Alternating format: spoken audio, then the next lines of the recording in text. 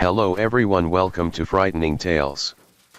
I know many of you enjoy listening to these videos as you fall asleep, so before you drift off I'd love for you to leave a comment letting me know where in the world you're tuning in from, and if you're enjoying the story don't forget to like and subscribe.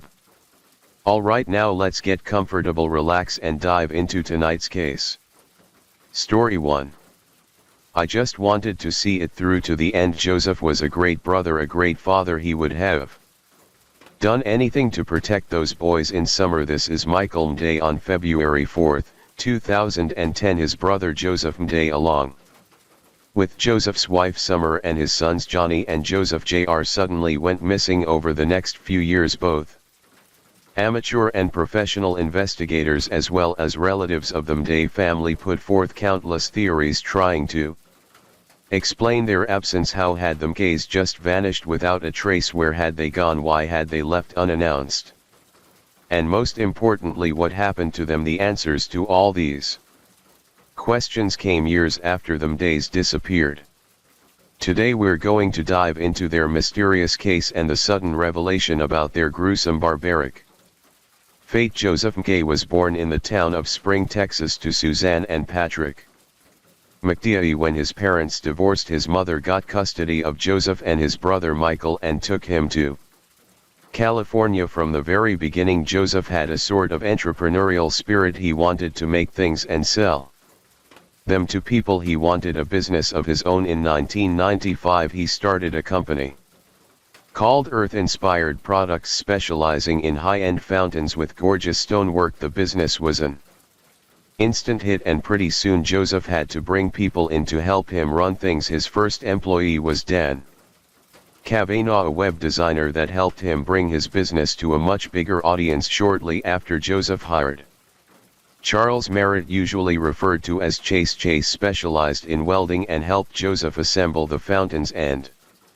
it's safe to say that he and Joseph were very close friends. Sometime during the mid-2000s, Joseph met a woman named Summer Martelli. She was a successful real estate agent, the sort of person that had just the attitude Joseph liked in people. She was energetic, motivated and ambitious, just like Joseph. It didn't take them long to start dating, and pretty soon they had a baby boy on the way. They named this boy Johnny, and they got married shortly after he was born in 2007. By 2009 the McCaveys had added another baby boy to their growing family. They named this one Joseph after his father, and not long after he was born they started looking for a house suited to a larger family. They both loved California and found out about a town down south called Fbrooke, located in San Diego County. Fbrooke was a quiet town with just around 25,000 people living in it. It was known for one thing: avocados.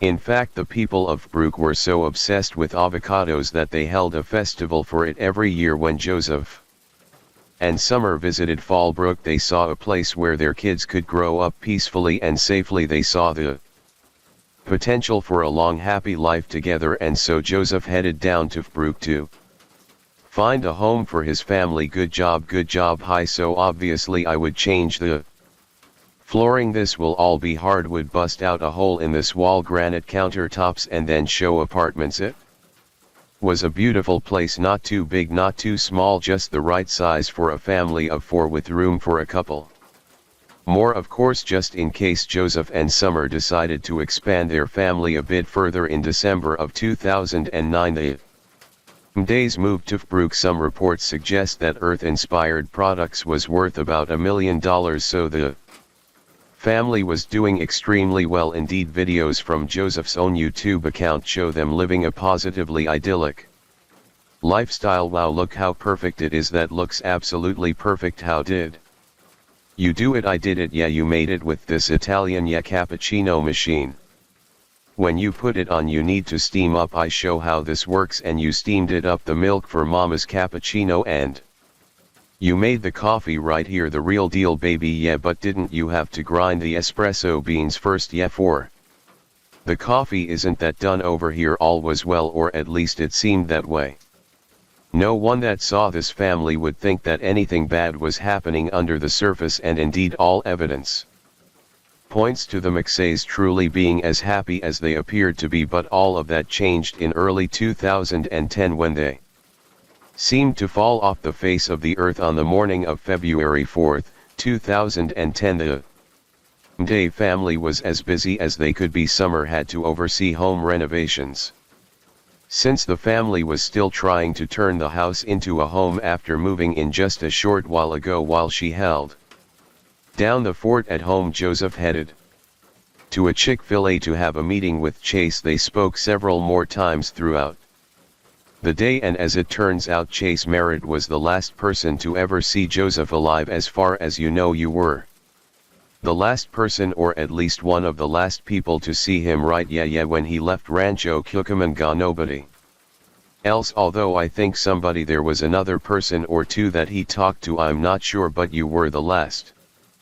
person he saw. I'm definitely the last person he saw. At around 8:30 p.m. Chase received a call from Joseph, which he didn't answer. He later claimed that he was watching a movie at the time and probably thought he could get back to Joseph the next day. Little did he know this was the last point of contact for the Day family. The next day, Joseph's dad became slightly confused when his son didn't give him a call. Joseph made a habit of calling his dad every single day, so it was certainly unusual for him to just skip it randomly one day. Even so, this wasn't the scariest thing in the world. Joseph was a busy man with a business to run and a home to renovate, so it was perfectly understandable that he might not have been able to call him on a certain day. What was stranger was that neither Joseph nor Summer seemed to be answering anyone else's calls either. The days stretched on and their family started to get concerned, although still not to the point where they called the police. You see, Joseph and Summer were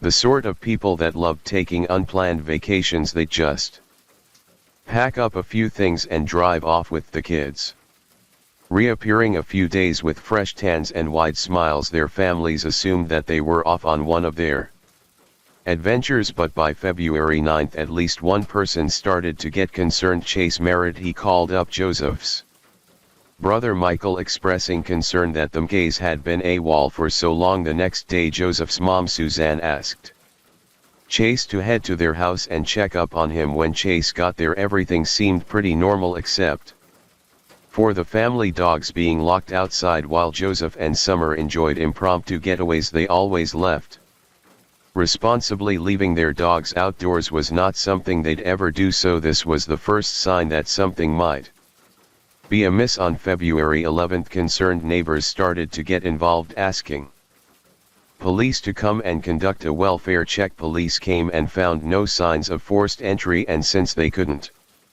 enter the home without a search warrant, they headed back to the station without any further investigation. It wasn't until February 13 that someone thought to look inside the house. This was when Chase and Michael found their way in through an unlocked window and found several signs that them gays had left in a bit of a hurry. Now somebody's seen a vehicle leave that night. I don't know who. Do you know what they look like? No. Well, the lady 2 doors down, 3 doors early. She said she called the detective and told him that she remembered that she had seen a big white truck pull up here. A white truck. Chase just says a white truck with a gray truck. It's an old SBC truck. There you go.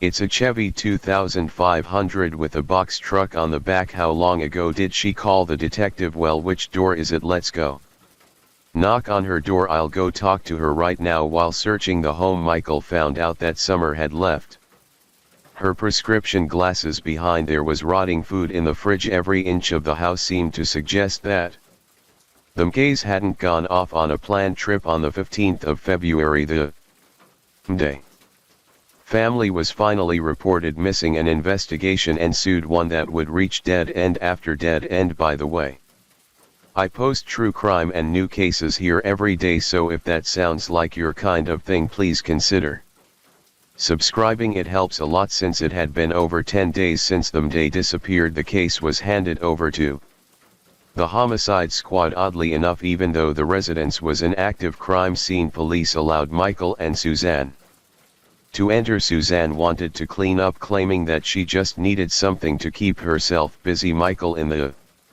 meantime took Joseph's laptop home, though he returned it to the investigators according to their instructions. The very fact that he was able to take such a vital piece of evidence home in the first place was extremely unusual. When police finally started looking into the case, they turned their attention to the family's white Isuzu at around 7:47 p.m. on February 4. The vehicle was recorded by a neighbor's security camera heading away from the residence. This raised a few eyebrows. It was an oddly late hour to go off on a trip, which further suggested that the MKs had either run away haphazardly or they were forcibly removed from their home. However, it bears mentioning that the car in the security footage simply resembled the Mday family vehicle. It could have just been another car of the same make and model, but what police found out for sure was that the Mday's white Isuzu had been towed by authorities from a parking lot near the Mexico border. To be more specific, the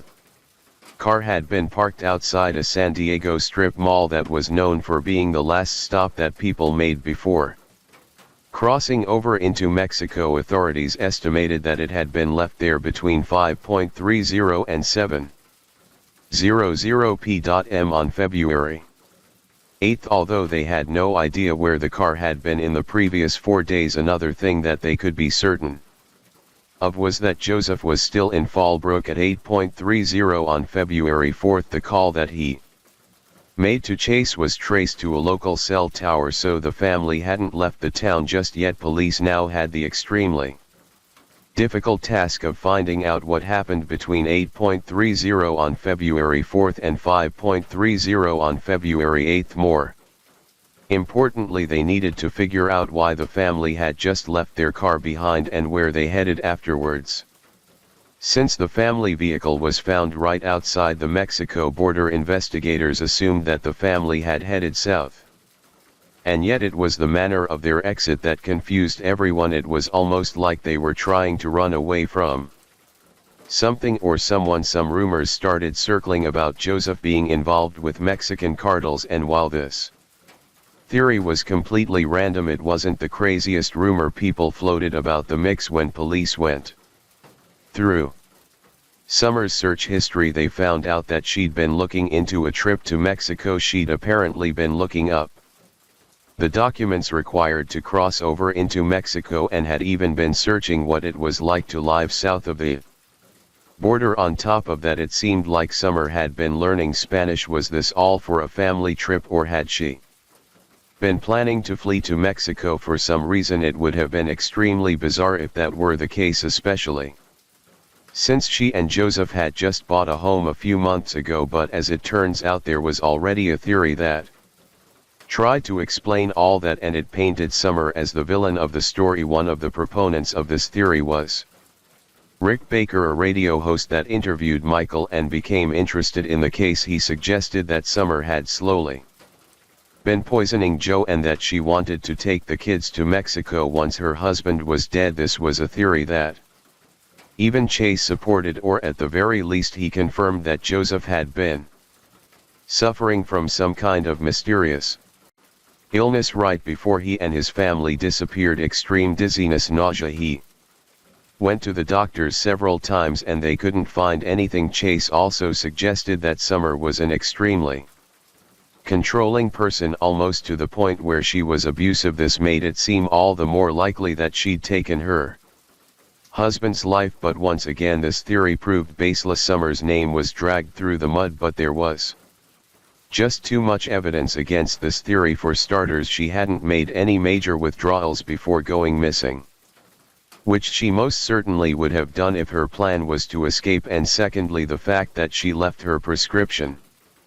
glasses behind also refuted the theory, because she would have had all the necessary belongings packed up if she'd been planning Joseph's murder. In the end, one element of this theory remained part of the investigation, namely that murder was involved. The Mdays had been gone for so long that they were almost certainly deceased, so the police started looking for suspects. The Mdays didn't have any enemies, but there were a couple people that stood to gain from their deaths.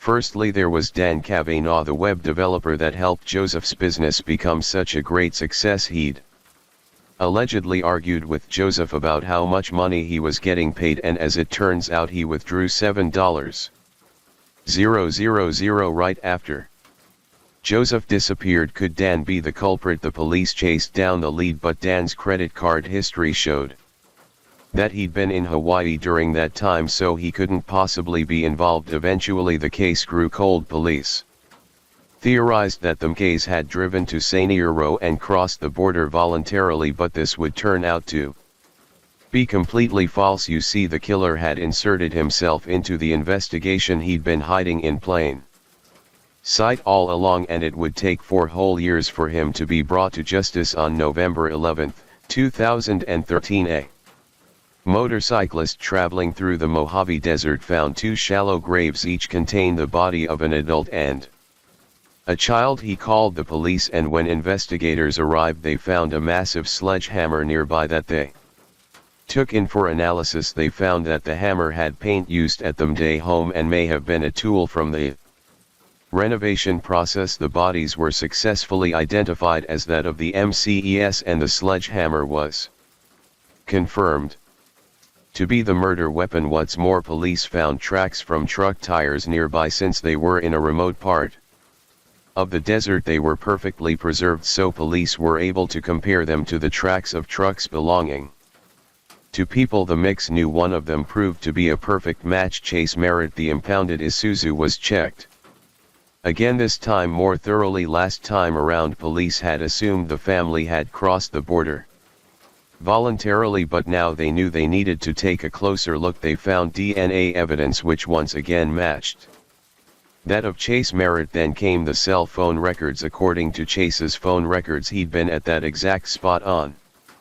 the 6th of February, 2 days after the Mdays went missing. All the evidence circumstantial, though it was pointed to Merritt being the culprit. On November 5, 2014, he was arrested and charged with 4 counts of first-degree murder. With the suspect now in custody, police could try to piece together what had happened. It turned out that Merritt had a criminal history stretching back 4 decades. His exploits included burglary, trespassing, and receiving stolen goods. These facts made Summer dislike him, which is possibly why he tried to pin her as the culprit during his interview. He also happened to have a serious gambling problem, and his debts had been growing every year, and he wasn't just in debt with the casinos either. Merritt had also started borrowing money from Joseph at some point, and he owed him about $40,000 by the time of his disappearance.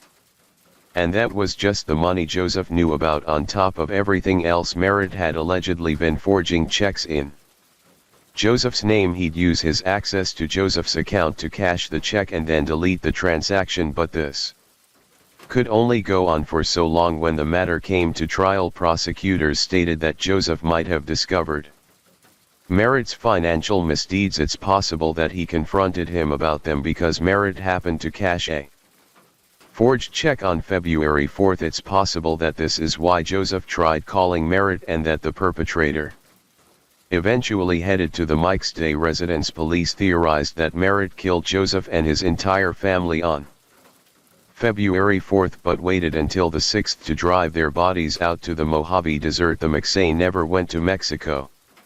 They'd never even left California. Merritt had buried him right outside the town of Victorville in a patch of desert that he never thought anyone would come across. He then remained closely involved in the investigation to seem as innocent as possible, and it worked for nearly 4 years. Merritt tried to delay his trial multiple times by firing attorneys and even claiming health issues at one point, but in the end he wasn't able to evade justice. He was convicted on all 4 accounts with a sentence of life imprisonment for the murder of Joseph MCE, along with the death penalty for killing Summer and the kids. First, I would like to say I am so very sorry for Joseph Summers and Joseph Jr.'s family. The thing that is bringing you this sorrow is ending my life for a crime that I did not commit.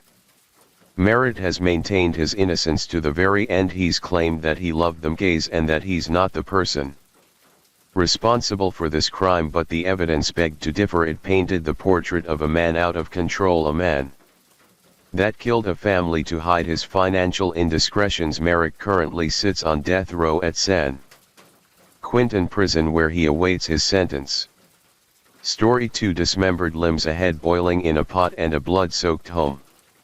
These were the horrifying sight that greeted officers during a welfare check at the Guy family's residence. Now every parent dreams of giving their child the best, teaching them life lessons, nurturing them, and always keeping a protective eye even after they've grown into adults. That was true for the Guy family, but tragically this deep bond became the very reason behind one of the most horrifying parental murders in history. Before we dive in, a warning: this story isn't for the faint of heart. Viewer discretion is strongly advised. The chilling details are not only graphic but will shake you to your core. This is without a doubt one of the most brutal crimes a child could ever commit against their parents, and soon you'll understand why. To really understand what went down, we first need to take a closer look at the parents involved. Now, if you're imagining them as strict or abusive types, think again. They were actually the complete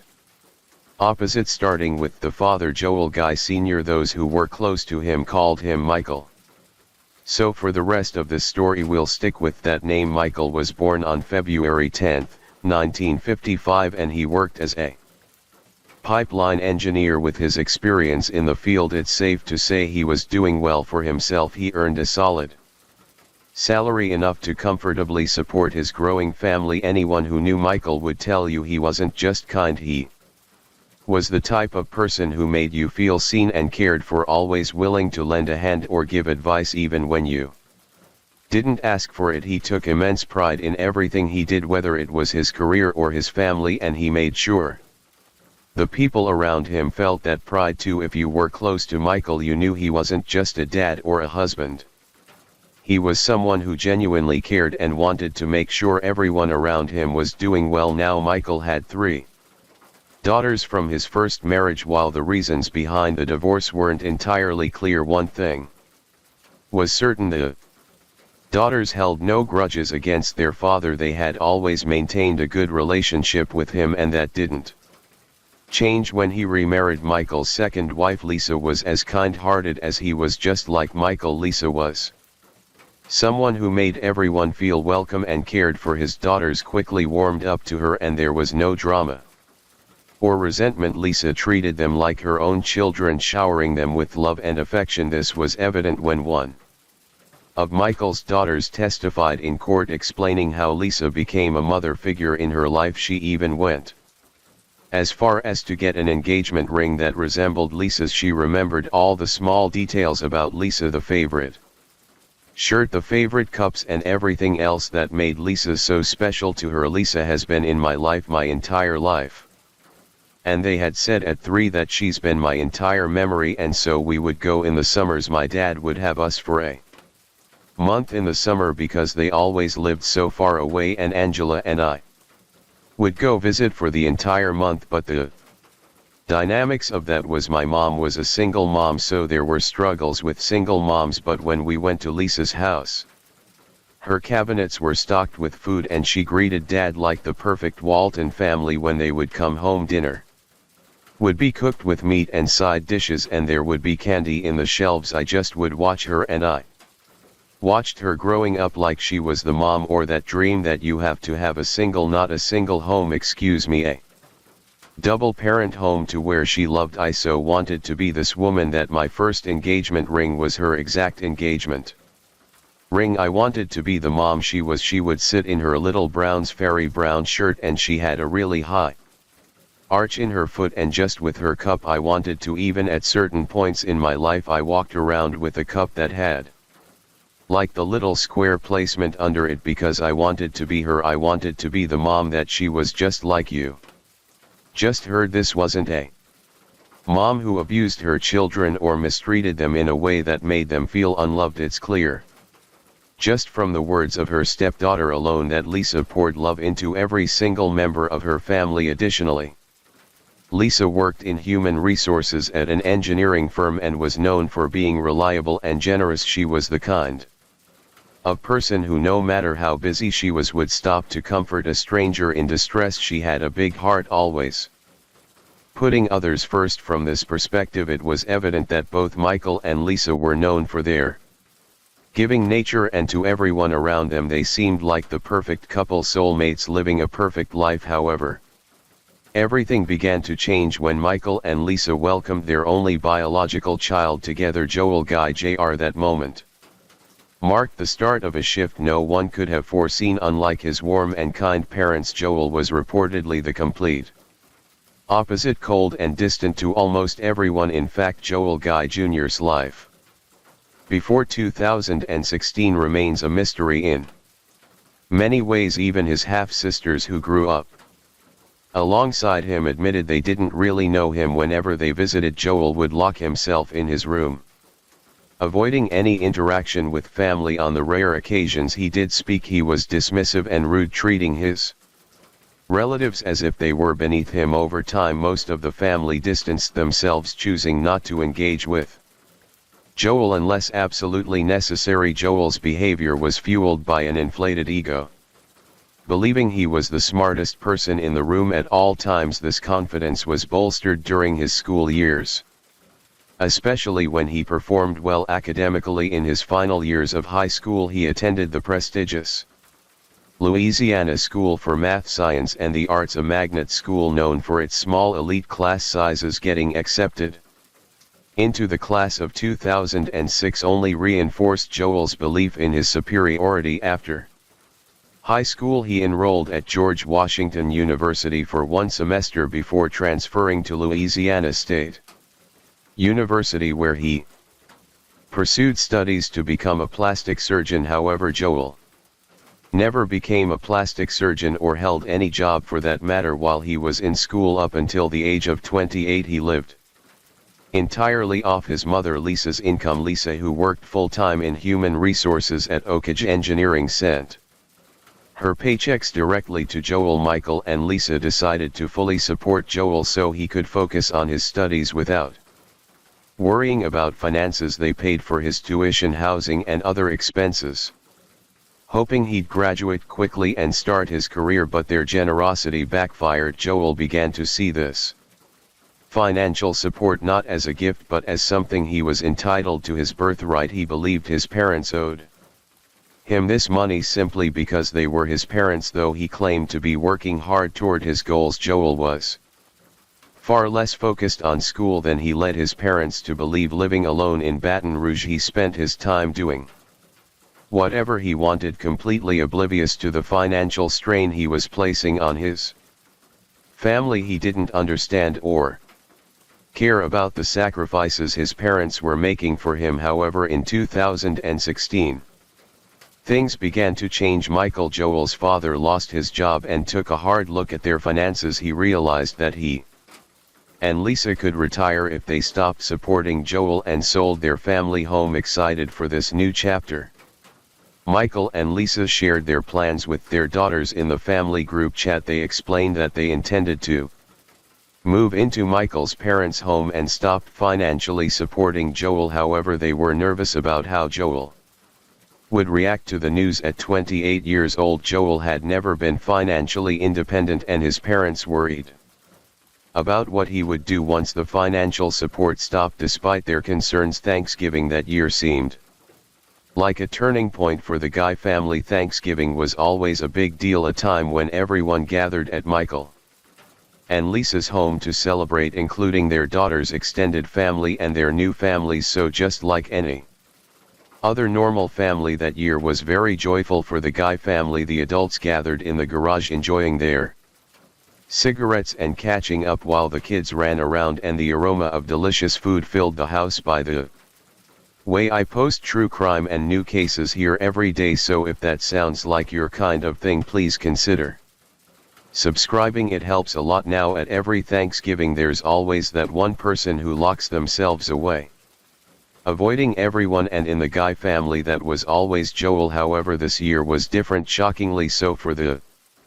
first time ever, Joel actively engaged with his family. He surprised everyone by playing with his stepsister's kids, Children whose names his sisters doubted he even knew before that day he brought them upstairs to his old room and gifted them toys his parents had lovingly preserved from his childhood. Joel laughed, joked, and even posed for family photos, a rarity that caught everyone off guard. His sudden shift in behavior was so remarkable that his sisters whispered to each other about how he might finally be turning over a new leaf. What made Joel's transformation even more puzzling was its timing. Just weeks earlier, Lisa had told him that she had given her 2 weeks' notice at work. She and Michael planned to retire, sell the family home, and stop financially supporting him. Originally, they'd intended to break the news at Christmas, but Lisa decided to tell Joel early, hoping to give him time to prepare for independence. Everyone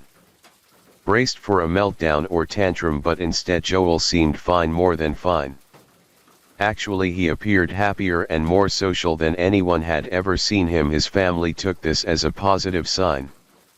Maybe this was the wake-up call Joel needed. Perhaps he'd already made peace with the idea of standing on his own 2 feet and was reconnecting with his family as part of a fresh start. One of his sisters even mentioned to Michael that Joel might be trying to repair their relationship. Still, Michael held firm that they wouldn't resume funding his lifestyle, no matter how well he was behaving. Little did they know Joel's cheerful demeanor masked something far darker. While he was smiling and bonding with his family, he was also laying the groundwork for a chilling plan. That day, Joel brought over 2 large plastic tubs which he carried into the house without much explanation. They seemed heavy, but no one thought to ask what they contained. What they didn't know was that Joel had spent weeks plotting his parents' murders. Those tubs held the tools he intended to use in his gruesome plan. As it turned out, Joel wasn't handling the loss of his financial lifeline as gracefully as he appeared when Lisa told him they were cutting him off. Joel didn't see it as a push toward independence, he saw it as a betrayal. He decided to take matters into his own hands, crafting a plan to murder his parents, frame his father for his mother's death, and stage it all as a murder-suicide. In Joel's warped mind, he was a genius capable of orchestrating the perfect crime. His education and endless hours of watching crime shows like Law and Order convinced him that he could pull it off without a hitch. But while Joel once excelled in academics, his arrogance blinded him to his own shortcomings. So instead of heading back to his apartment like usual, Joel decided to stick around at his parents' house for 2 whole days. At first, Lisa and Michael probably thought it was a nice change. Maybe Joel was feeling sentimental about the family house before they sold it. After all, with Lisa preparing for retirement, they were all gearing up for a big life change, and the idea that Joel might actually want to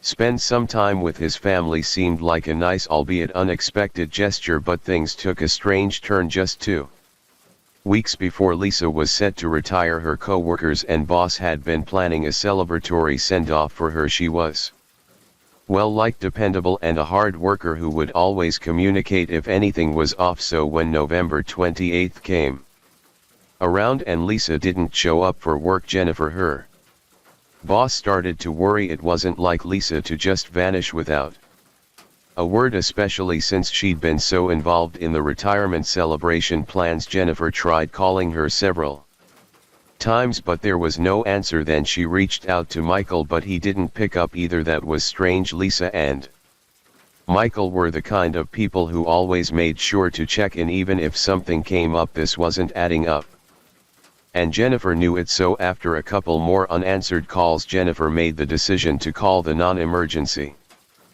police line and request a welfare check at the Guy family home. With and what company are you with? Jacobs Engineering. It is 865-216-625. The employee's name Lisa Guy Gy. Her husband's name is Joel Ju. Yes, he does, and they do have a dog named Jake. I think he's a big baby. She is in her think late 50s. Do you know if she has any medical issues? No, I mean she has high blood pressure, but that's all that I know of. I know that their house is for sale and they are moving and she is leaving our company, but that's supposed To be Friday, and this definitely isn't like her just not to show up when the officers first arrived at the house.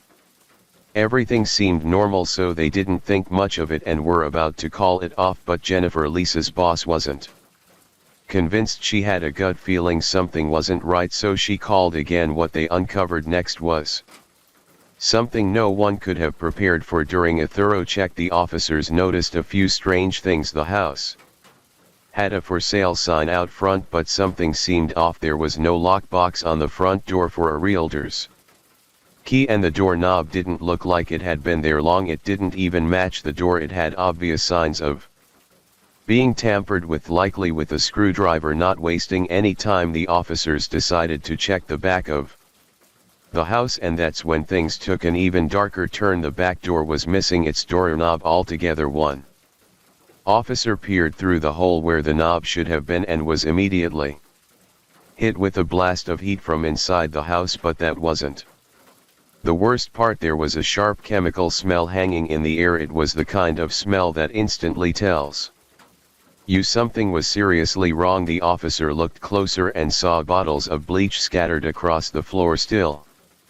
unopened, but the clues didn't stop there. He also noticed groceries that had been dropped at the front door, like someone had rushed inside without finishing what they were doing. That was enough for them to make their move. They headed back to the front, found an unlocked vehicle with the garage door opener inside, and used it to get access. The officers entered the house, and what happened next was all caught on body cam footage. There's a dog walking up. I hear a dog howling. South County Sheriff's Office, Police Department. The pot you saw earlier, yeah, that was the same one Joel used to boil his mother's head for about a day. It's chilling when you think about it.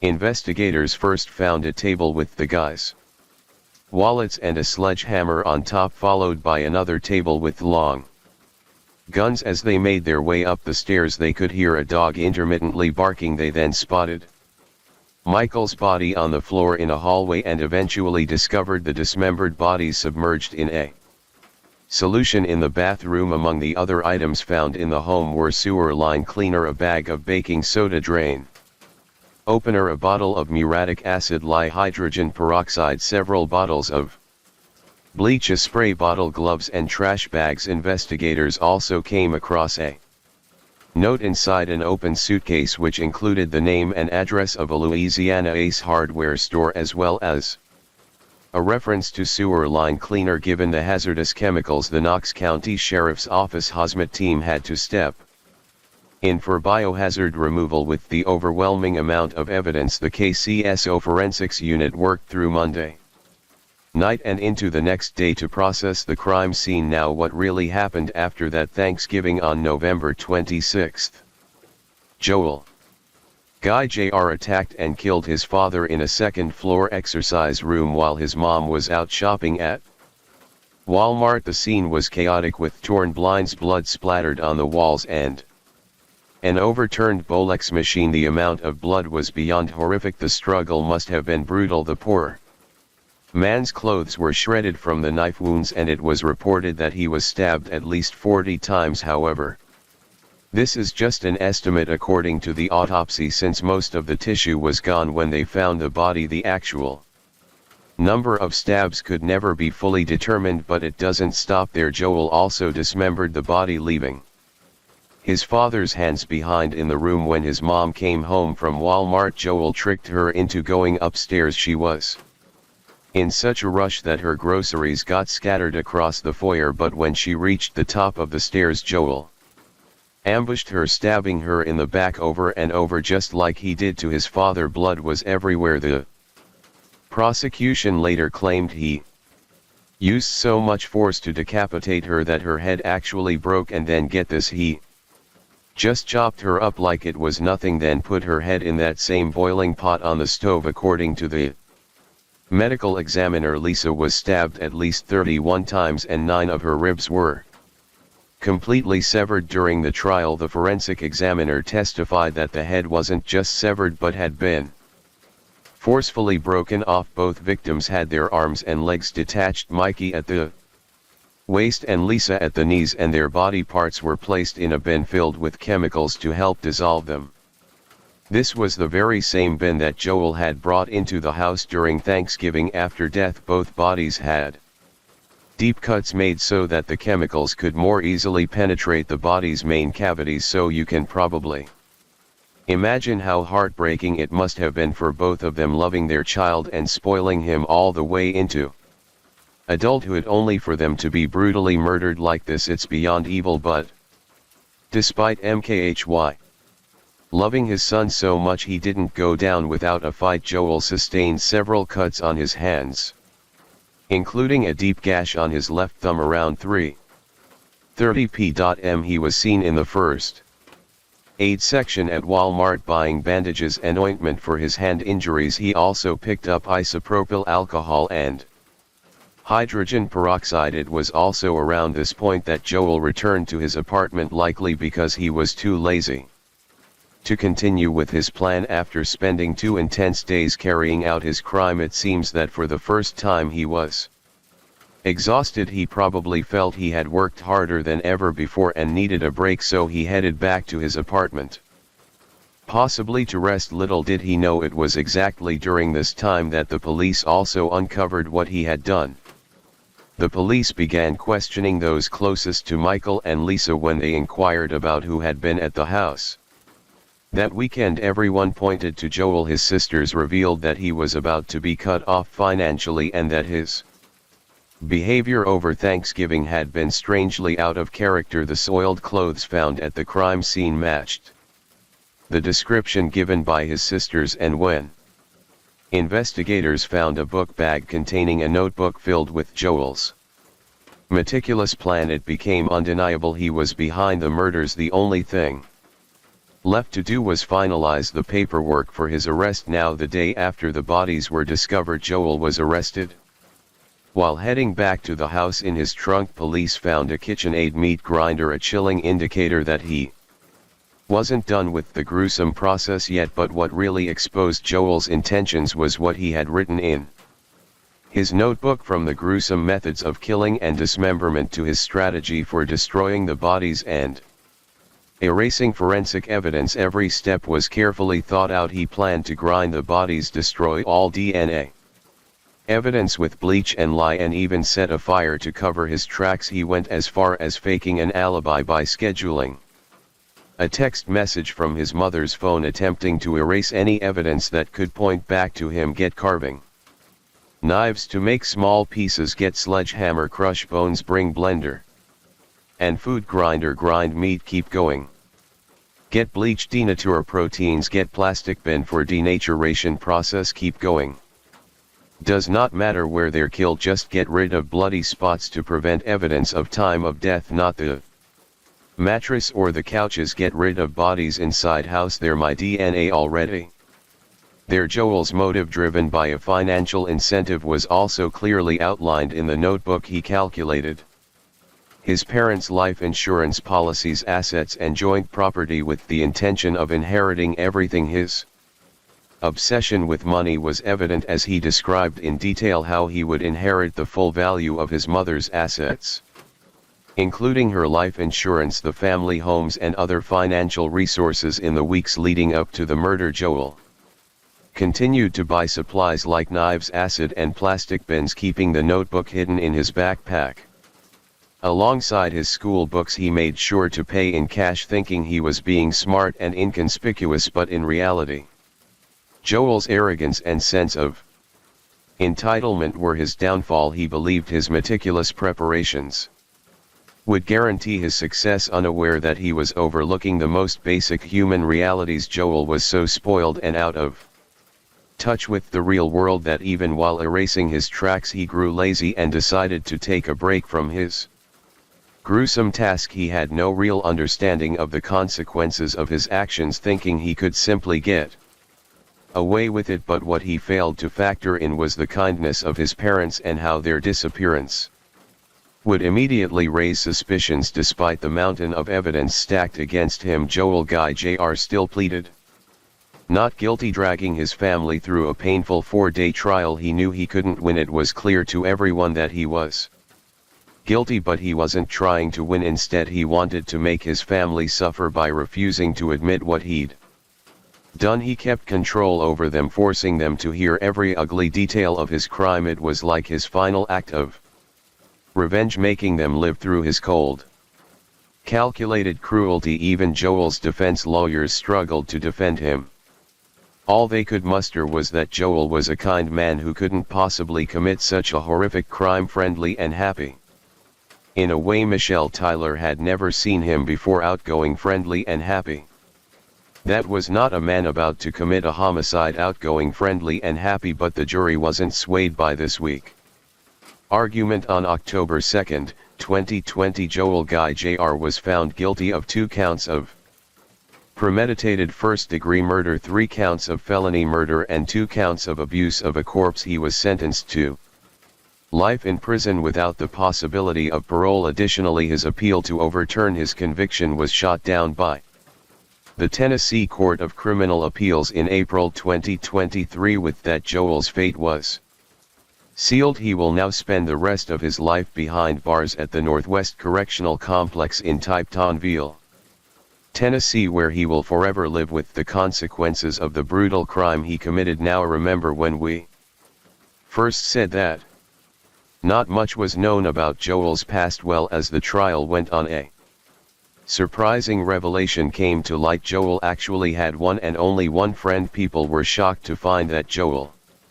had a friend he cared so deeply about that he even called him in prison to apologize. That friend's name was Michael McCracken. I mean, you've claimed that I haven't been an albatross or anything like that before, but I certainly wouldn't be now. I've been treated in freaking prison on that basis. I think you should probably just sort of consider me dead and move on with your life. So I'm not going to try to initiate any more contact with you beyond. Very little is known about the nature of Joel and Michael's relationship, but it seemed that at the very least Joel respected him. The two met when they lived together in their high school dorms, and when Joel went off to study at George Washington University, he left after just 1 semester and transferred to Louisiana State University, where Michael was going. They ended up living in the same apartment building, and when Michael's roommate moved out, Joel moved back in with him. Some have speculated that their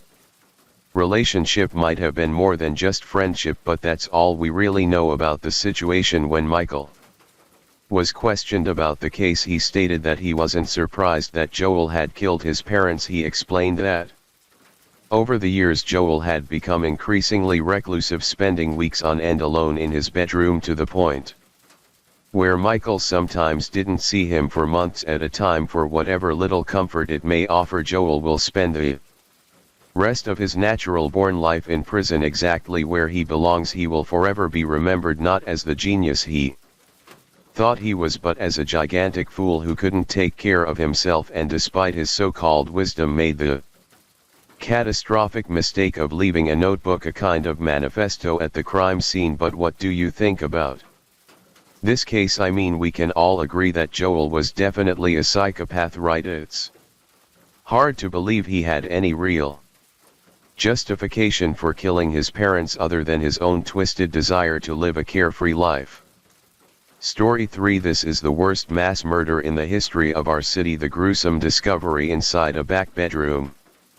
As a police chief, it's something you hope would never occur, ever walking out of his home with blood stains on his shirt. It hurts so bad that somebody would do something like this. This is terrible. Some children dream of a loving father, but for the Wesson family, a father was far from a blessing. Marcus Wesson, who seemed like just another quiet neighbor, became known as the Vampire King of Fresno when the shocking truth about his life was uncovered. It turns out he wasn't just a predator, but also the leader of a twisted cult, abusing most of his children and ultimately taking the lives of 9 of them. What makes this even more baffling is that many of his surviving children still defended him. He did not abuse any of my family members. He's called to me. I'm the oldest son. They all loved him. They played with him almost every day. He's the best guy I've ever met. This leaves us all questioning why the case is so disturbing that it's been labeled by news outlets as one of the worst cases of incest and mass murder in History. Stick with us because by the end of this video you'll have a better understanding of just how twisted this truly was. Now for starters, let's rewind to the day this all went down. It was a regular March 12, 2004 in Fresno, California, when the police received a family dispute report from the Wesson home. It turns out two women along with their relatives were demanding that Marcus Wesson, a 57-year-old man at the time, release their children. Marcus was a massive guy, well over 6 feet tall with dreadlocks, but while the police were explaining things to Marcus, he quietly slipped back inside and locked the door behind him. That's when the first gunshot rang out. The sudden crack of the bullet shattered the tense silence, followed by a barrage of gunfire that echoed through the house. Panic set in as the police immediately surrounded the property. Unsure of what was happening inside, officers shouted for Marcus to come out, but there was no answer. Moments later the door opened and Marcus Wesson emerged covered in blood, walking slowly into the daylight as though nothing had happened. Marcus Wesson was a menace to society, and he is somebody that I'll never forget. Inside the house the officers uncovered a horrifying sight. 9 bodies, 7 of them children under the age of 12, were found stacked in a back bedroom. The other 2 victims were 17-year-old Elizabeth Brianna Keena Wesson and 25-year-old Sabrina April Wesson, the mothers who were desperately calling for their children on that horrific day were Safina Solario and Ruby Ortiz, both nieces of Marcus Wesson. In his twisted mind he believed he was Jesus, and he thought that if anyone tried to separate the family they would all go to heaven together. As horrifying as this belief was, it turned out there was much more to the story, and understanding his background is key to understanding what led to this horror. So Marcus was born on August 22, 1946 in Kansas City, Missouri. As the oldest of 4 children, he grew up in a home dominated by extreme religious beliefs, led by his mother Carrie Wesson. Carrie was a member of the Seventh-day Adventist Church, and according to their relatives the church's doctrines were strict, and Carrie was no exception. She held Bible studies with her children several times a week, focusing heavily on the apocalyptic end-of-world teachings and the return of Christ. The Wesson family followed a strict vegetarian diet, which was common among Seventh-day Adventists, but it wasn't just their diet that was controlled. Carrie was also a brutal disciplinarian. She wasn't afraid to use violence to enforce her authority. Carrie would lash out at her children using objects like belts, extension cords, and even switches, a flimsy, painful stick that could leave welts and bruises. But as bad as Carrie was, Marcus' father Ben was even worse. Ben was an alcoholic who spent nearly every night in bars drinking heavily and picking fights. He was known for being aggressive and violent when drunk, often starting bar fights that were far from small scuffles. Marcus and his siblings often had to pick up their father from bars and motel because he was too drunk to take care of himself. Now Marcus' family was also facing major financial struggles. Ben, Marcus' father, could never keep a steady job. He bounced between odd jobs here and there, but nothing consistent. Carrie, Marcus' mother, worked as a nurse, but her salary alone couldn't support the family, especially with 4 kids to take care of. Meanwhile, Ben spent much of their money at the bar, leaving the family in a constant state of financial strain. By the time Marcus was 10, the family made the big move from Kansas City, Missouri to San Jose, California, where the rest of this story takes place. To make matters worse, Marcus had a tough time at school. Growing up in such a challenging environment already put him at a disadvantage, and things didn't get any better once he entered the classroom. When Marcus was in primary school, he was really shy and didn't talk much. He had a severe stutter, which likely made him feel even more self-conscious around others. Kids can be tough, and Marcus probably avoided speaking up because he was afraid of being teased. But as he got older and moved into his teenage years, things started to improve for him. He managed to overcome his stutter and got involved in sports, particularly track and field, where he really started to shine. Marcus became a strong athlete and This new talent helped him feel more confident. Around this time Marcus grew closer with a friend named Gregory. They spent a lot of time together at Marcus' house, but eventually Marcus' father Ben began crossing serious boundaries with Gregory. Ben's inappropriate behavior toward Gregory began one day when he was hanging out at Marcus' house. He made uncomfortable comments remarking about Gregory's private parts in a suggestive way. Eventually Ben cornered Gregory and asked if he could perform oral penetration on him. Gregory immediately declined, but Ben kept pressuring him. Ben even offered Gregory $50 in exchange, which led to Gregory feeling trapped into giving in. While the full extent of the abuse is unclear, there was another time when Gregory was sleeping over at the Wesson house. He woke up to find Ben hovering over him trying to pull down his pants. However, Gregory managed to stop him by telling Ben to stop and insisting he never wanted to be touched again. According to Gregory, that was the last time Ben attempted anything, ending the abusive behavior. Although Marcus and his siblings never said that Ben abused them, it was clear that their father was far from innocent. Fast forward to 1966. Marcus enlisted in the army shortly after high school and served 2 years in the Vietnam War as an ambulance driver. After his service, he was honorably discharged and headed back to San Jose to live with his parents. Around this time, his grandmother and two cousins, 18-year-old Patricia and Larry Morgan, also moved in with Carrie and Ben.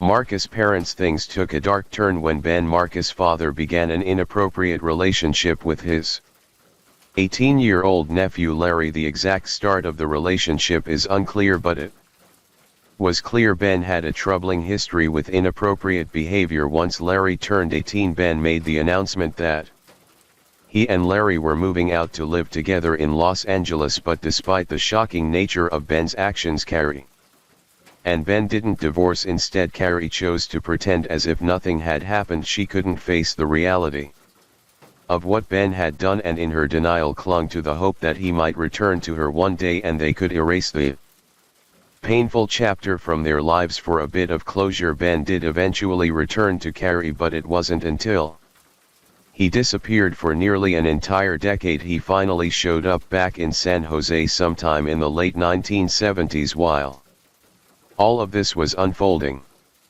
within Marcus' parents' home, Marcus himself eventually met a woman named Rosemary Solario. Rose lived just a couple of houses down from Marcus' mother's home. Additionally, Rose was a single mother of 8 children, and she had recently separated from her husband Mike. Despite the significant age gap between Marcus and Rose, he was in his early 20s while she was 34. The age difference didn't seem to bother either of them, and they quickly became a couple. However, it becomes evident that Marcus had ulterior motives for entering this relationship. Marcus Wesson, as it turns out, was a pedophile, and now he had access to Rose's 8 young children. According to official reports, Marcus never targeted any boys, but it's been documented that he molested several young girls. The first known victim was Rose's 8-year-old daughter Elizabeth. Elizabeth plays a critical role in this story because, believe it or not, she eventually became Marcus' wife. But before we dive into her story, we need to understand just how much the family dynamics changed when Marcus entered the picture. He introduced Rose and her kids to the Seventh-day Adventist religion. Marcus would hold long Bible study sessions at their house, making the kids sit through hours of his religious talks every week.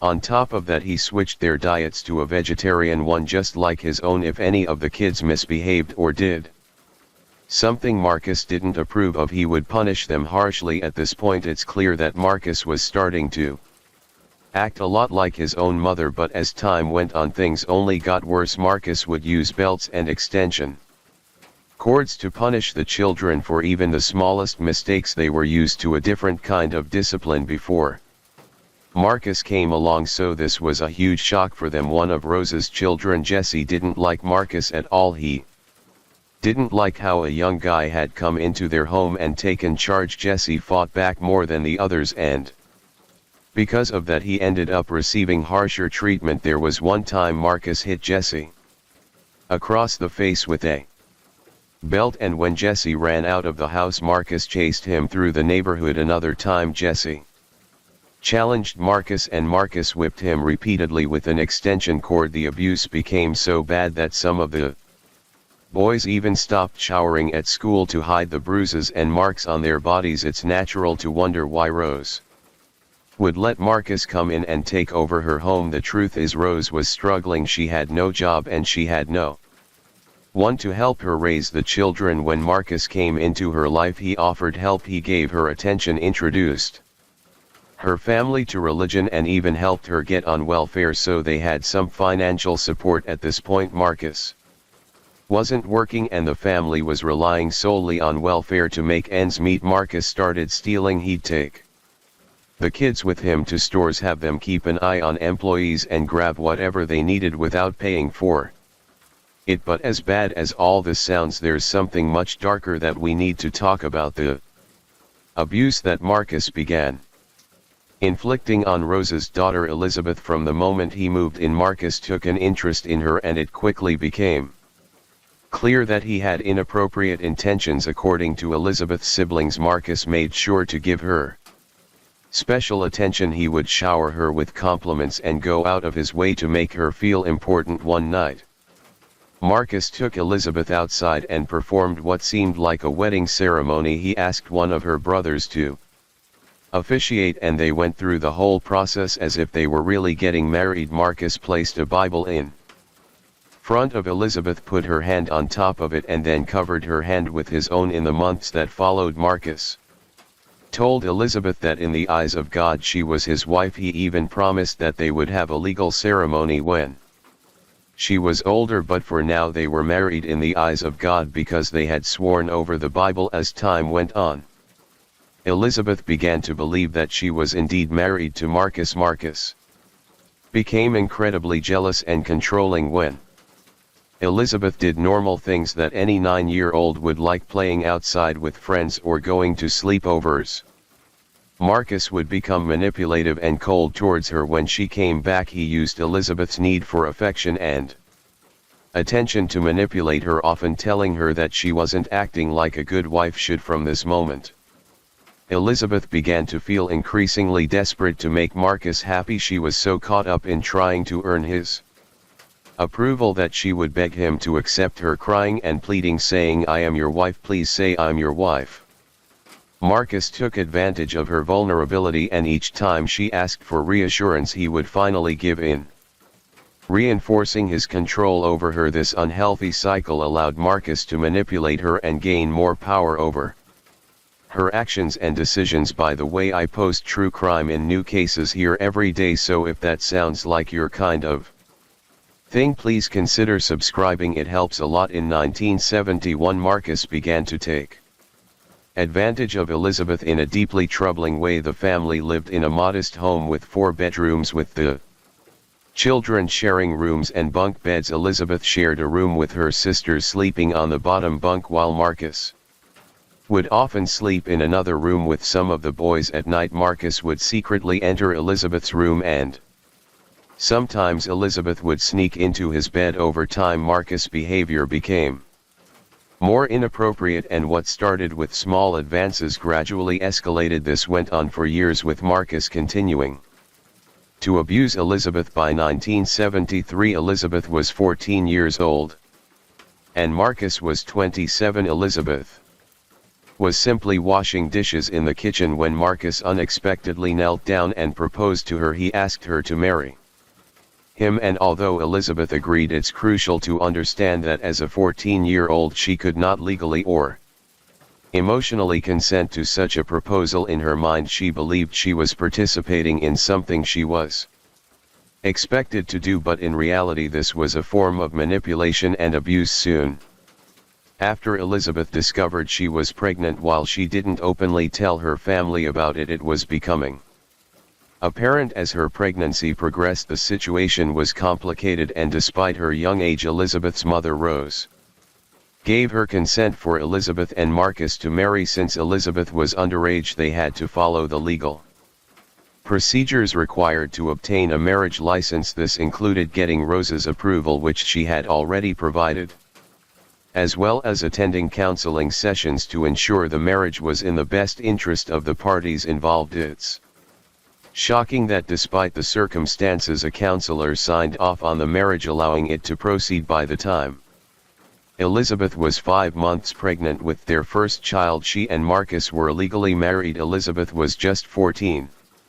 Still in the 9th grade, while Marcus was 27. Around this time they moved out of Rose's house and into Marcus's mother's home. In 1974, Elizabeth gave birth to a baby boy they named Dorian. Dorian was just the first of 11 children Elizabeth and Marcus would eventually have together. Marcus, Elizabeth and Dorian moved into their own place in San Jose. Unfortunately, once they were isolated, Marcus' control over Elizabeth intensified, along with the emotional and psychological abuse. Elizabeth was overwhelmed by the responsibilities placed on her, caring for a newborn, keeping up with household chores and attending school. At this point she was still in high school and struggling to balance everything. She desperately wanted to finish her studies and graduate, but the weight of everything was taking its toll. Not only was she managing a newborn in a household, but Marcus was also constantly accusing her of cheating. Every time she came home from school, he would interrogate her about who she spoke to that day, especially any boys at school. Despite her assurances that she wasn't interested in anyone but him, Marcus wouldn't believe her. He would ignore her for days, using the silent treatment as a way to manipulate and break her down, just as he had done for years. In one instance, while they were sitting together, Marcus suddenly accused Elizabeth of having adulterous thoughts. Even after she denied it, he didn't believe her. Instead of his usual silent treatment, he forced her out of the house immediately. He wouldn't let her take Dorian or pack any belongings. In the pouring rain, Elizabeth was forced to walk 5 miles to her mother's house in the dark without her son or any of her things, simply because Marcus thought she might be thinking about another man. And if you think these are the worst of it, then this is just the tip of the iceberg. As the years went on, Marcus and Elizabeth would have 10 children together, though tragically one infant died. But despite that many children, the suffering didn't end there. Marcus' control over Elizabeth grew even more intense and his threats became more violent. He made it clear that if Elizabeth ever tried to leave, he would make sure she couldn't escape, even describing in chilling detail how he would kill her if she ever attempted to break free from his grip. And sadly, the abuse didn't stop with Elizabeth. Their children also faced unimaginable hardships. Marcus ruled over every part of their lives: what they ate, how they were educated, and how they spent their time. The children were homeschooled under harsh conditions, isolated from the outside world, with no opportunity to socialize or have a normal childhood. He told the children that he was God and had them refer to him as Master or Lord. He even taught the children to be prepared for Armageddon and said that the girls were destined to become Marcus' future wives. As awful as it sounds, it only gets worse. Marcus began grooming the girls to perform inappropriate acts with him as early as 7 or 8 years old under the guise of his disturbing teachings. This was yet another way he manipulated and controlled them, using his twisted beliefs to justify his behavior. On top of that, the girls were forced into demeaning domestic duties. They were required to wash Marcus' dreadlocks and even scratch his armpits and head, further dehumanizing them to isolate them further. Marcus forbade the girls from speaking to their male siblings or even their own mother. Eventually, Elizabeth's younger sister left her 7 children with them, saying her drug problems made her unable to care for them. This brought the family's size to 16 members. However, with Marcus unemployed, the family struggled to make ends meet. This is when the family dynamic became more complicated. Marcus began grooming her nieces as well. He would start by touching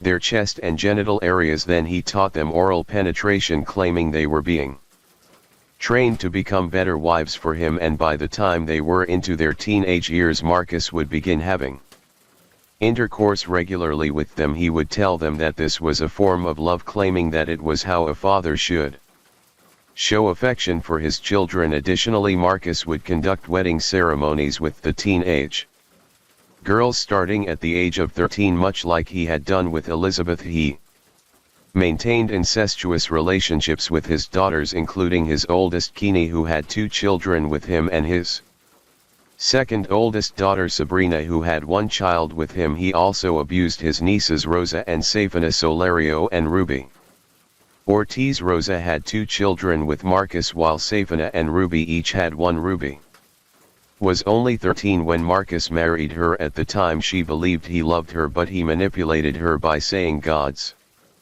people are becoming extinct. We need to preserve God's children. We need to have more children for the Lord." As time went on, the neighbors couldn't help but notice the Wesson family. The kids would often wear very conservative clothes and scarves. While they said it was because of their religious beliefs, some people wondered if it was really to cover up the bruises on their bodies. This caused the family to move around a lot, and sometimes their living situations were pretty unusual. At one point they lived on a 26-foot boat anchored in the Santa Cruz Harbor. In the 1990s they settled in a trailer and a huge army tent up in the Santa Cruz Mountains, where there was no running water. They even lived for a while on a falling apart 63-foot tugboat off the coast of Marin County, California. Around this time, Ruby, one of Marcus's nieces who was also his wife, had started working at a McDonald's. It was there that she began to see how different and beautiful life could be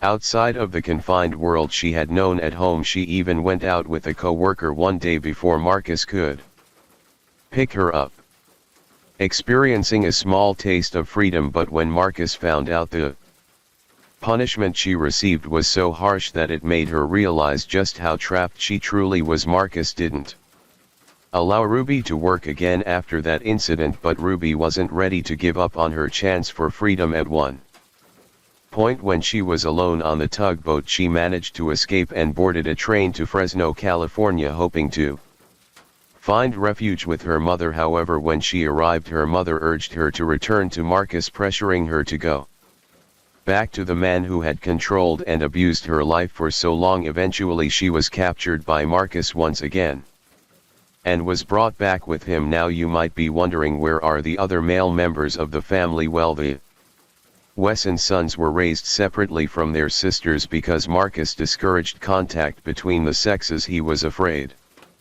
that his sons might develop feelings for their sisters. Most of the boys were sent away once they were old enough to work, but Marcus would take their entire income as part of their independence. As a result, the male children of the Wesson family knew very little about the disturbing things going on between their father and sisters. And around the time when Ruby escaped, Marcus ran into trouble for failing to the boat as an asset on his welfare forms, which led to his arrest for welfare fraud in 1990. Afterward, the family lived in a school bus for a while. By the late 1990s, Marcus and Elizabeth managed to secure a home by using their children's earnings to buy a building in Fresno. Now here's the most important point to remember about this case. In the year of 1993, Marcus Wesson became absolutely obsessed with David Kesh during the Branch Davidian siege in Waco, Texas. He took this unhealthy obsession and twisted it into something even more horrifying, transforming his family into his own personal cult. Wesson began to see himself as Jesus Christ and everyone else, including police officers, as Satan. When the family watched the news coverage of the siege, Marcus told the children, "This is how the world is attacking God's people. This man is just like me. He is making children for the Lord. That's what we should be doing, making children for the Lord."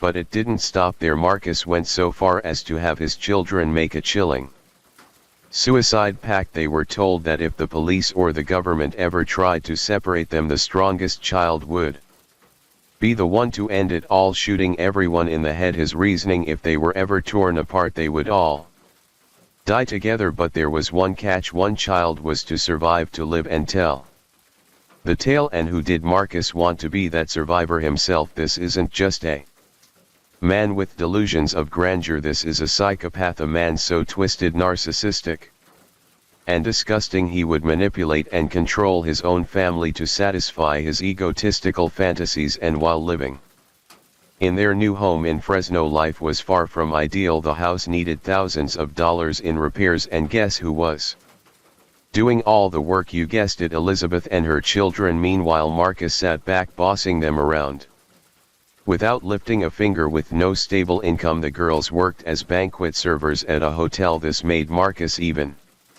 more paranoid, fearing they'd talk to anyone about their situation, or worse, interact with men at work. Despite being punished daily with a baseball bat for the smallest reasons, often when they hadn't done anything wrong, Ruby, the same niece who escaped earlier, couldn't help but fall in love with one of her co-workers in 2001. Ruby decided she had enough. She ran away with her boyfriend and moved in with his mother, cutting all ties with Marcus. She even quit her job to make sure he wouldn't find her. When Marcus tried to get her back, calling her and pleading with her to return, she made it clear she was done. On the other hand, Safina, another niece and Marcus's wife, had formed a close bond with one of her co-workers. She was perhaps the saddest member of the family, as Marcus forbade her from speaking to anyone, even her own family. So when she found a safe space with this co-worker, she felt comfortable enough to open up about what was happening at home. Their friendship quickly turned into something more, and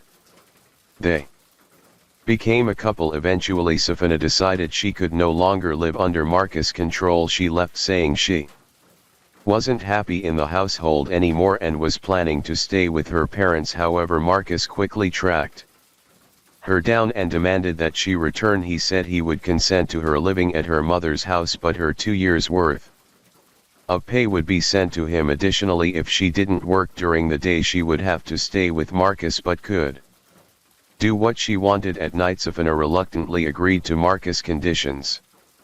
However, it didn't take long before Safina dropped a bombshell on Marcus. She was pregnant by her co-worker, the same one she had gotten close to earlier. This didn't sit well with Marcus, and he immediately kicked her out of the house, claiming she was a bad influence on the other girls around. This time, the Wesson family was facing yet another financial struggle. The house they had been trying to repair was becoming a money pit, and they were falling short on their mortgage payments. Despite the growing problems, in July of 2003, the family managed to sell the house for $50,000 more than they had originally paid for it. This unexpected profit allowed them to pay off their debts with a little left over to ease the financial strain. But Marcus wasn't content to let things settle. In October of the same year, he bought a new property in Fresno located at 761 West Hammond Avenue. However, this wasn't just any ordinary home. The property was actually a commercial space, which immediately raised red flags. Marcus didn't stop there. He also purchased a school bus and a limousine, along with a bizarre addition: wooden coffins. It's unsettling to think that the children who were already living in such a warped environment often slept in these coffins, adding another layer of horror to their lives. By December of 2003, another member of the family, Gypsy, Marcus' niece, couldn't take it anymore. She ran away from home, and while she didn't have children with Marcus, she had been a victim of his abuse since she was just 8 years old. She had always known deep down that something wasn't right, and finally she found the courage to leave. But the Wesson family's troubles didn't end there. The city of Fresno stepped in, informing them that they had to relocate. The house Marcus had purchased wasn't zoned for residential living, which made it unsuitable for the family to stay. They were given until March 12, 2004 to vacate the premises. On top of that, the old school bus Marcus had parked on the property was in violation of city codes, and he had done nothing to fix it. With all the mounting problems, Marcus decided to relocate to Washington State, where his equally abusive parents lived. His father, Ben, was still alive but had been diagnosed with cancer, which seemed like a perfect excuse to move to prepare for the journey his daughters took it upon themselves to renovate the school bus into a camper, something that would allow the family to travel to Washington in style. But when Safina and Ruby had learned of Marcus' decision to move, they decided to take action. They reached out to their relatives on their mother's side, who had never agreed with Marcus and were just as determined to put an end to his control. Together they came up with a bold plan, and their plan was simple. They would demand the children's release from Marcus. If he refused, the men in the family would confront him and the women would go into the house to take the children. The date they chose for their move was no coincidence. It was the same day that the Wesson family had to vacate their home. March 12, 2004. Ruby and Safina arrived in the afternoon, and without wasting time they demanded the return of the children. As expected, Marcus refused. The women, however, stood their ground, making it clear they would not leave without the kids. They even pointed out a legal fact: on the children's birth certificates, Marcus was not listed as their father, which meant by law he was kidnapping them. If he didn't comply, they would involve the police. So Safina tried to enter the house, determined to get Jonathan, one of the children, but the other girls blocked her. Sabrina, Marcus's own daughter, was especially furious. She called Safina ___ and an adulterer, demanding that Safina bow down to Marcus, who she referred to as their master. Sabrina even led the other children into the back room, keeping them away from Safina. Outside, the relatives who had come to help were losing patience. They kept urging Marcus to let the children go, but he was unmoved. The standoff continued, and finally one of the relatives decided to call 911. The call was urgent, but it would take a shocking 22 minutes for the police to arrive. It was only after multiple calls to emergency services that they began to take the situation seriously. By the time the police finally showed up, the tension was unbearable. The police explained to Marcus that he had no legal right to take the children unless he had custody.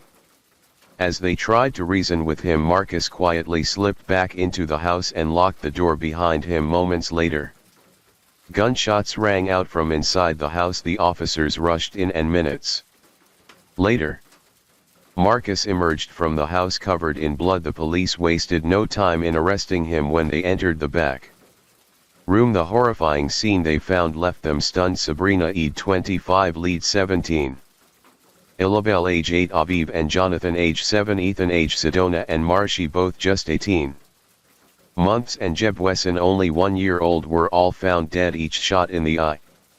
The massacre that had taken place inside the house was undeniable. Marcus was taken into custody immediately after he surrendered right outside the home, his bloodied clothes marking the aftermath of the horrific event. Despite the overwhelming evidence against him, some of Marcus' surviving sons and family members continued to defend him, insisting that he had been a wonderful father and that he could never hurt anyone. However, as time passed and they received years of counseling, their perspective began to change. Slowly they came to understand the immense amount of abuse they had endured at the hands of the man they had once considered their gentle father. On March 3, 2005, the trial of Marcus Dillon Wesson, also known as the Vampire King of Fresno, began. He stood accused of the brutal murder of his 9 children. During the trial, Marcus pleaded not guilty. His defense team argued that Sabrina, his daughter, had actually been the one to pull the trigger on her siblings before turning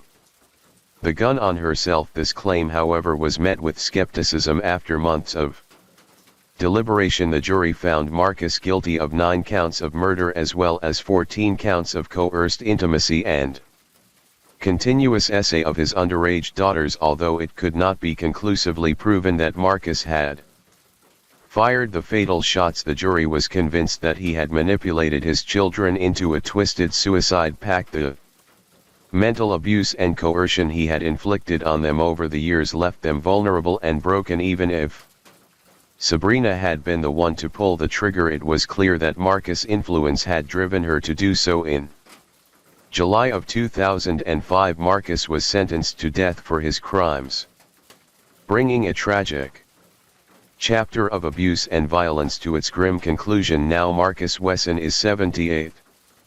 years old, still sitting on death row at San Quentin State Prison in California.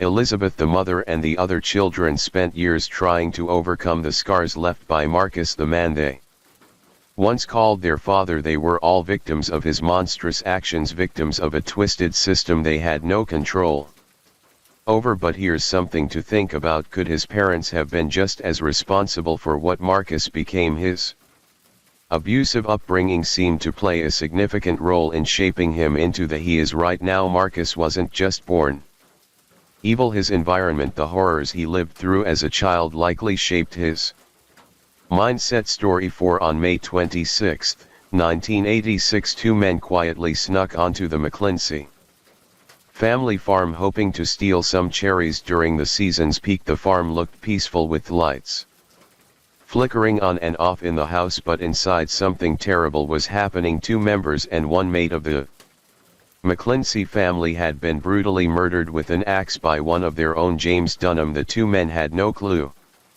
about the horror taking place inside the house, so they carried on with their plan. Meanwhile, James Dunham continued his brutal spree. After midnight, the head of the McClincy family returned home with his son and the farm, and as soon as the father stepped inside, he was met with an axe to the head. Minutes later, his son walked in only to be shot 5 times by James with a revolver. But James wasn't done yet. He then killed the farmhand in the barn before disappearing into the night, leaving only one survivor, his own child. This case remains one of the most horrifying and captivating true crimes in history, with a massive reward of $43,000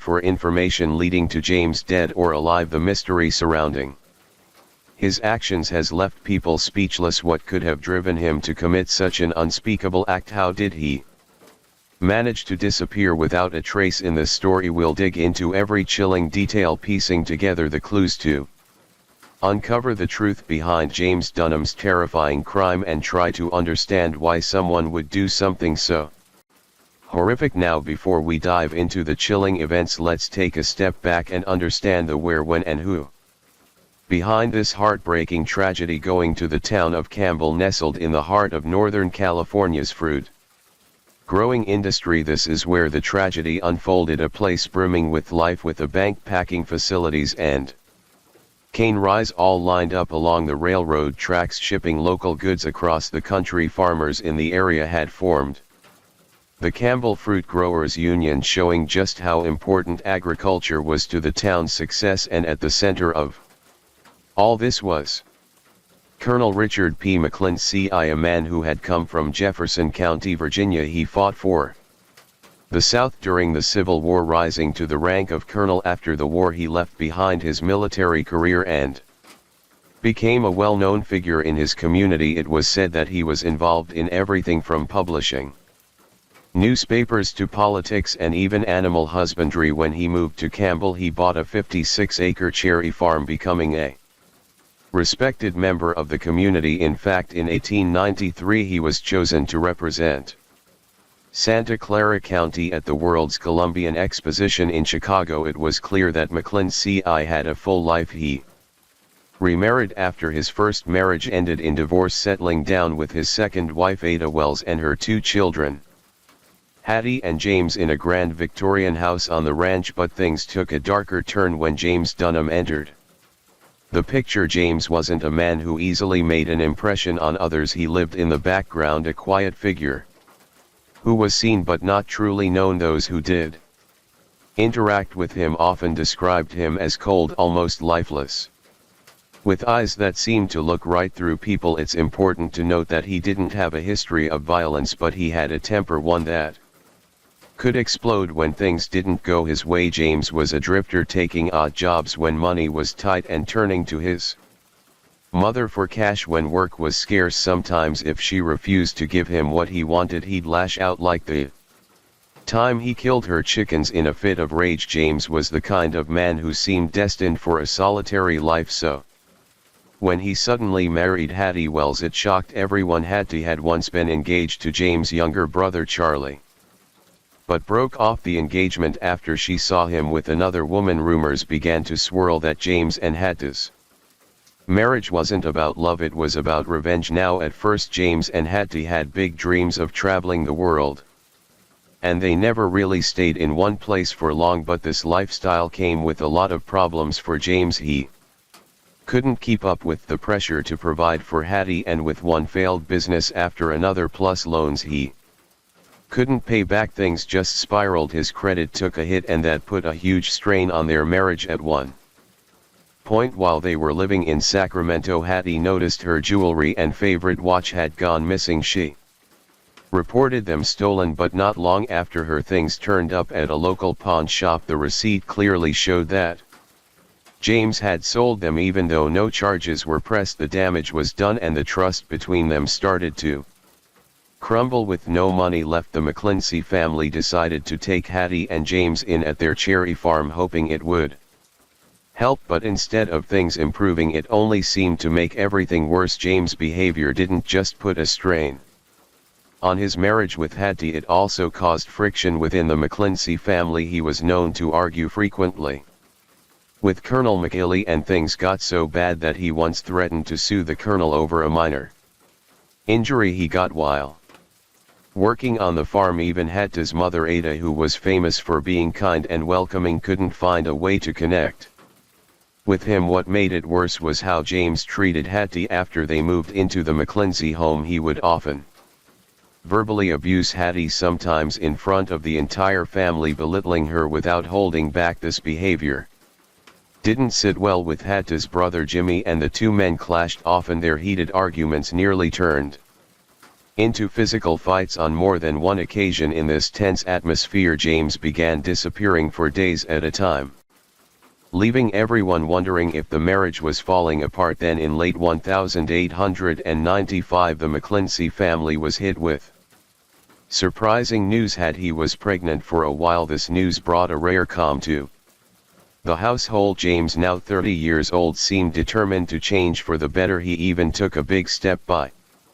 enrolling in pre-law classes at Santa Clara University, giving everyone hope that brighter days might finally be ahead. So, on May 4, 1896, Hattie gave birth to a baby boy, Percy Osborne. The family celebrated the arrival of the little one, their joy filling the air. But as happy as the moment was, it didn't take long. Just 3 weeks for the cracks to begin showing again. By the way, I post true crime and new cases here every day, so if that sounds like your kind of thing, please consider subscribing. It helps a lot. According to official reports, the events of that fateful night began unfolding at 8:30 in the evening. On May 26, Colonel R.P. McClin and Jimmy Wells stepped out onto the front porch, climbed into a waiting carriage, and gave the signal for Georgia Chayable, the driver, to head off. Left behind at the house were Hattie, baby Percy, their housemaid and nanny, many schools, and Hattie's mother Ada. Meanwhile, James Dunham, who had supposedly been in San Jose attending classes since Sunday, was nowhere to be seen, or so it seemed. In a small cabin about 100 yards from the main house, Bob Briscoe, the farm manager, was wrapping up a long day of work. It was cherry harvest season, and the hot weather made the grueling labor even harder. Exhausted, Bob stretched out on his cot, ready for a good night's sleep before starting it all over again the next day. Little did everyone know James had secretly returned to the farm at dusk. Like a predator in the wild, he hid in the shadows, biding his time. Sometime after 9:00 he crept from his hiding spot and headed for the barn. There he picked up a single-bladed axe. After that, James wasted no time and slipped into the house through the back door, moving as silently as a shadow. He paused outside Ada McClincy's room on the first floor, likely making sure she was sound asleep. Once confident, he climbed the stairs, his steps slow and deliberate. Upstairs, his wife Hattie and their 3-week-old baby were in the bedroom. Hattie, however, wasn't asleep. She was at the dressing table brushing her hair when she noticed James entering the room. Her eyes must have caught the glint of the axe in his hand, but she had no time to react. Before she could even scream, James dropped the axe and lunged at her, his hands wrapped tightly around her throat, silencing her cries before they could echo through the house. His grip was merciless, and later the autopsy would reveal he had crushed her cervical vertebrae when her body finally went limp. James let her drop to the floor emotionless and reached for the axe. Again the commotion couldn't have gone unnoticed. The nanny heard the sounds from her room and instinctively got up to check on what was happening. As she entered the bedroom, she came face to face with James and the axe. Without hesitation he swung it at her, landing a brutal blow to her head. The force was so violent that it split her skull in two, killing her instantly. And for reasons that remain a mystery, James then tore strips of bed linen and stuffed them into the mouths of his victims as if to silence them even further. Now many likely let out a scream before her life was cut short, and that sound was enough to wake Ada McGlindsey downstairs, so she put on a robe and stepped out of her room, calling up the stairs to check if everything was okay. The response she got was terrifying, not in words but in the form of James Dunham standing at the top of the stairs, blood-soaked axe in hand. Instead of freezing in fear, Ida bolted into the dining room, determined to fight James with everything she had. As she ran, she didn't hold back, throwing anything she could grab, from cups to plates to vases, all in an effort to stop him. The mess left behind told the tale. When the house was searched, investigators found shattered glass, broken plates and smashed vases scattered everywhere from the kitchen all the way to the dining room. It's likely that some of the broken glass ended up piercing James' feet, leaving a trail of blood on the floor, but instead of slowing him down, the pain only seemed to make him angrier, pushing him into an even more violent frenzy. But Ada's strength couldn't match James' rage, and eventually he caught up to her. In one final act of defiance, Ida managed to scratch his face so fiercely that his skin was marked with bloody fingernail grooves. This moment of resistance allowed her to break free, and she ran toward her bedroom, hoping to escape.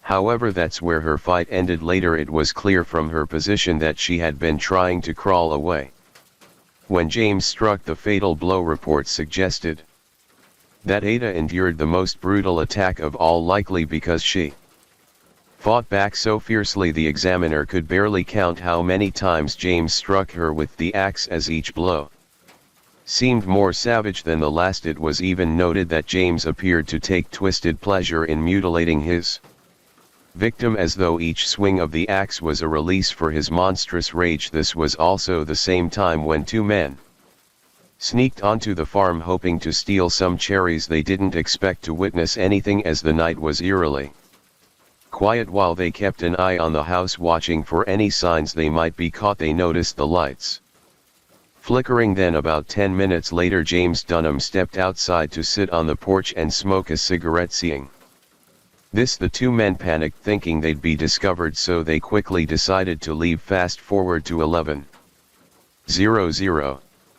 That night, Colonel McGlindsey, his stepson Jimmy Wells, and their driver pulled up the driveway after a meeting. The meeting had probably run late, since it was an election year in 1896, and they had been at a political gathering for the American Protective Association, a group trying to limit Catholic influence in the government. When McGlindsey stepped out of the carriage, he told George to leave the barn doors open so the horses could stay cool. After a quick good night, he headed up the steps to the house, but as soon as he walked inside, someone jumped out from the shadows and hit him in the head with something heavy, knocking him out cold. Jimmy Wells, who was a few steps behind, saw the whole thing and rushed in to help. He saw the attacker raise an axe to strike again, but without thinking, Jimmy lunged forward and grabbed the axe, stopping the blow just in time despite still being sore from a recent bike accident. The 22-year-old managed to pull the axe away from the attacker. For a moment it seemed like Jimmy was in control, but then out of nowhere a gunshot rang out and a bullet hit him in the shoulder before he could react.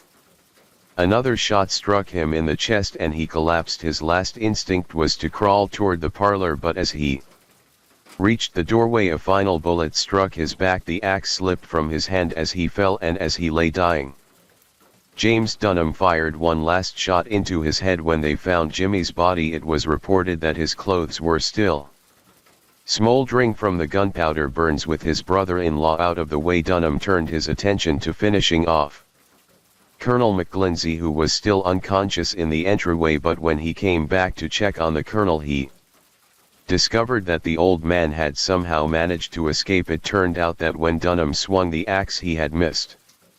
The blade struck the handle instead, knocking McGlindsey out but not killing him. Dazed but alive, the colonel had gotten up and fled outside, calling for help as he staggered toward the cabin where Briscoe, a farm servant, was sleeping.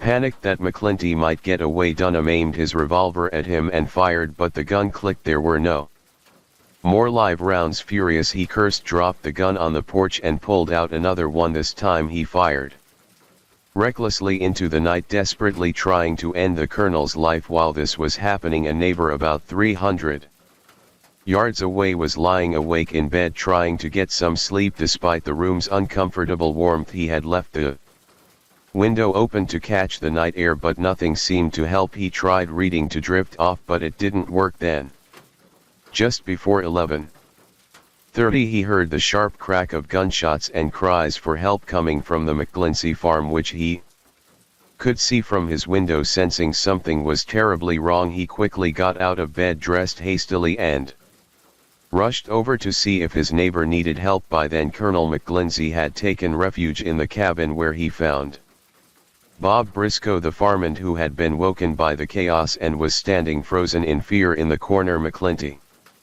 locked the door as James stood outside demanding he come out. McGlindsey refused and James fired 2 shots through the door. There were cries from inside, but James kept demanding the colonel to surrender. The colonel, bloodied and weak, told him that he had already been shot and was as good as dead. In the midst of the chaos, Bob Briscoe tried to escape by smashing a rear window, but Dunham was faster. He shot Briscoe straight through the heart, killing him on the spot.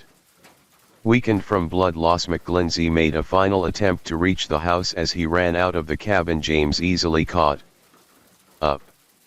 He stood behind the colonel, aimed his pistol and fired. McGlindsey collapsed face first onto the dirt path. Without hesitation, James shot him twice more in the head, executing him coldly. The neighbor who had rushed over to the McGlindsey farm saw the whole thing go down, but he made sure to stay hidden. He wasn't armed and didn't want to get caught by James, so he carefully watched the final 2 murders unfold from a safe distance. As the chaos continued, he made the choice not to get involved. Instead, he ran back home, his heart racing, and told his father everything he had witnessed. Now, if you're wondering, where's George, the driver who had taken Jimmy and the colonel to the meeting, here's where he was. After the colonel told him to take care of the horses before bed, George heard the gunshots and knew something was wrong. Fearing for his life, he decided the best thing to do was hide out in the barn away from the madness. However, James knew that George was hiding nearby the entire time. After killing the colonel, he shouted toward the barn demanding that George come out. He was determined to find him, knowing George could be a witness to the massacre. James searched everywhere.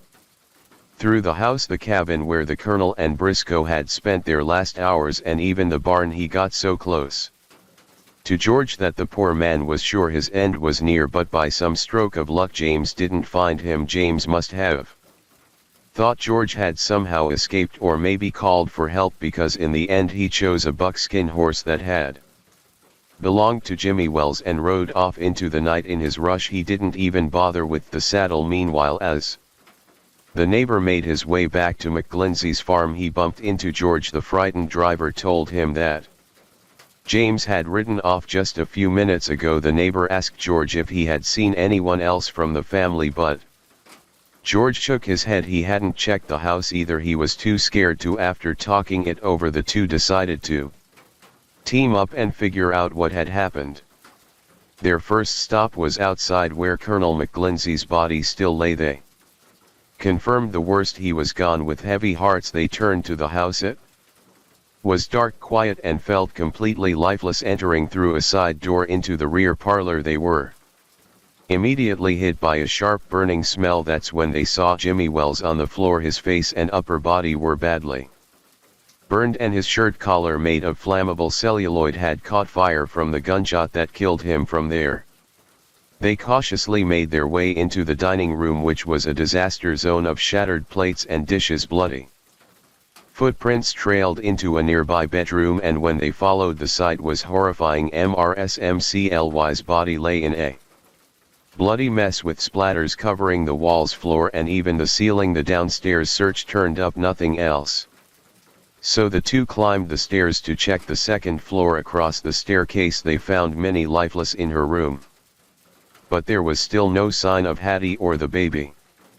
Frantically they looked under beds and inside closets, but the two were nowhere to be found. Then they heard the sound of a horse and buggy approaching. Word about the killings had started to spread, and neighbors were beginning to arrive. Around 1 o'clock in the morning on May 27, someone found Robert Bob Briscoe's body out in the field behind the cabin, but Hattie and the baby still missing.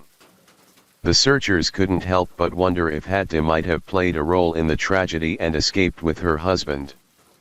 But those suspicions were quickly silenced by the faint, heart-wrenching cry of a baby coming from upstairs.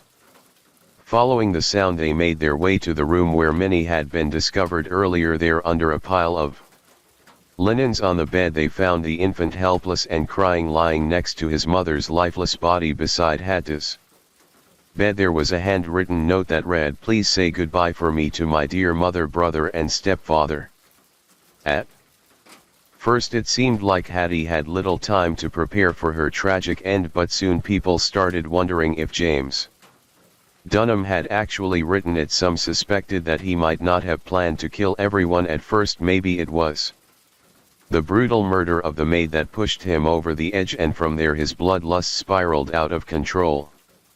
Then there was little Percy Dunham, the only survivor of that horrific night. After everything was over, Percy was taken in by neighbors, and eventually he was adopted by his maternal grandparents Harriet and Michael Brewer. As for the funerals of the victims, the first to be laid to rest was Minnie Schoolser, just 28 years old. Her funeral took place on May 28, less than 48 hours after her death. She was buried in Oak Hill Cemetery in an unmarked grave in Section P. What was meant to be a small private gathering quickly turned into something bigger as word spread, and many from the community showed up to pay their respects. The funeral for the rest of the McClincy Wells family was held the very next day on May 29. The family was buried together in a plot at Oak Hill Cemetery, right next to Oscar Wells and Robert Briscoe. Each of the 5 headstones, all except Oscar's, carried a part of the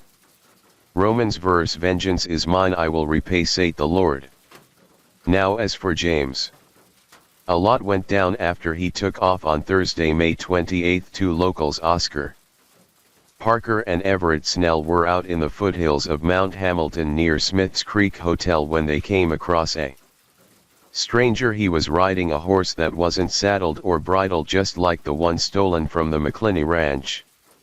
According to them, the rider had a scratched face, torn clothes and gunny sacks on his feet. By this time Parker and Snell had already heard about the Orchard City massacre and knew exactly what kind of man they were dealing with.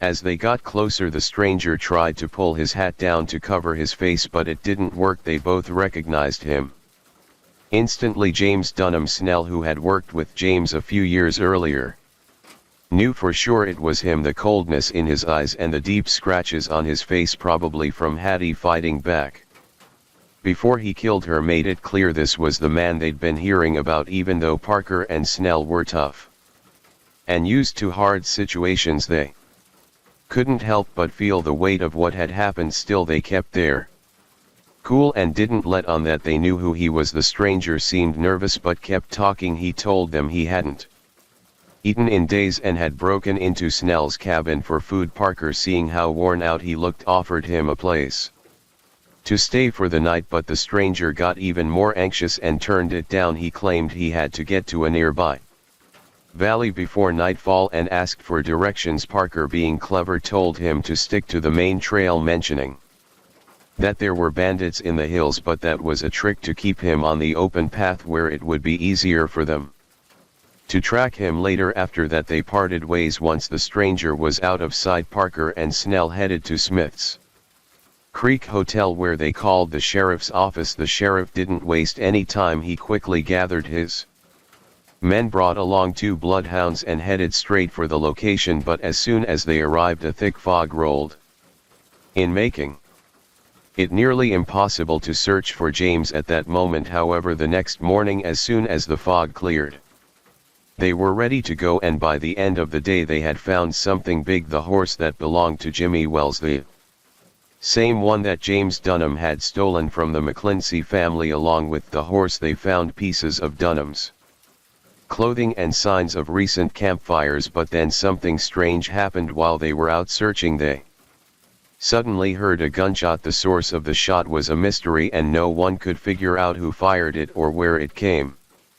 from. Some people thought it might have been a hunter from the other side of the mountain, but other investigators believe that James could have taken his own life still, since his body was never found.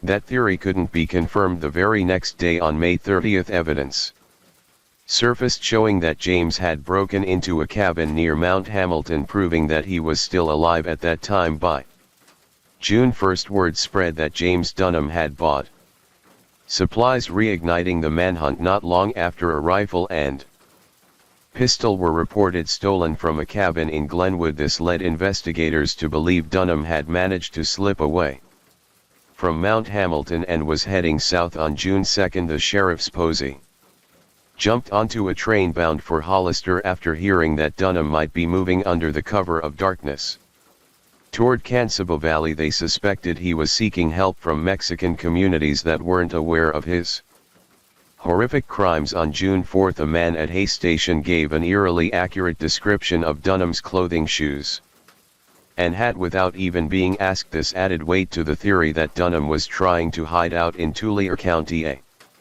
rancher in Merced claimed he had shared a meal with Dunham, but this lead turned out to be another dead end. By June 7th, the search was losing steam. Some doubted Dunham had even made it as far as Fresno County, adding to the mystery. Rumors swirled that he might have ditched his horse for a bicycle to make his getaway.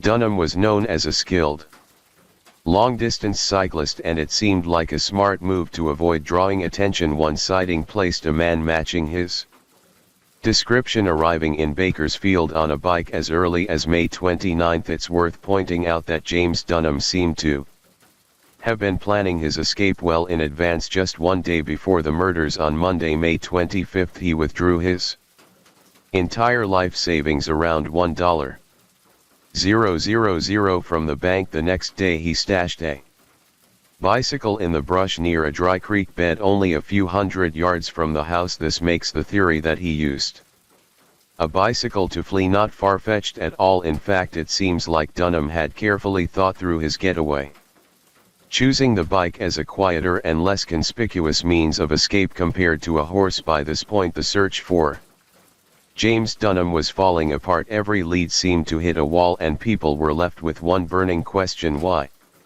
did he do it? On June 1st, nearly a week after the murders, Addis was made public, and it sent shockwaves through the investigation. Just 80 days before her death, she had written that none of her assets would go to her husband, Colonel R.P. McClincy. Instead, her entire fortune, worth over $335,000,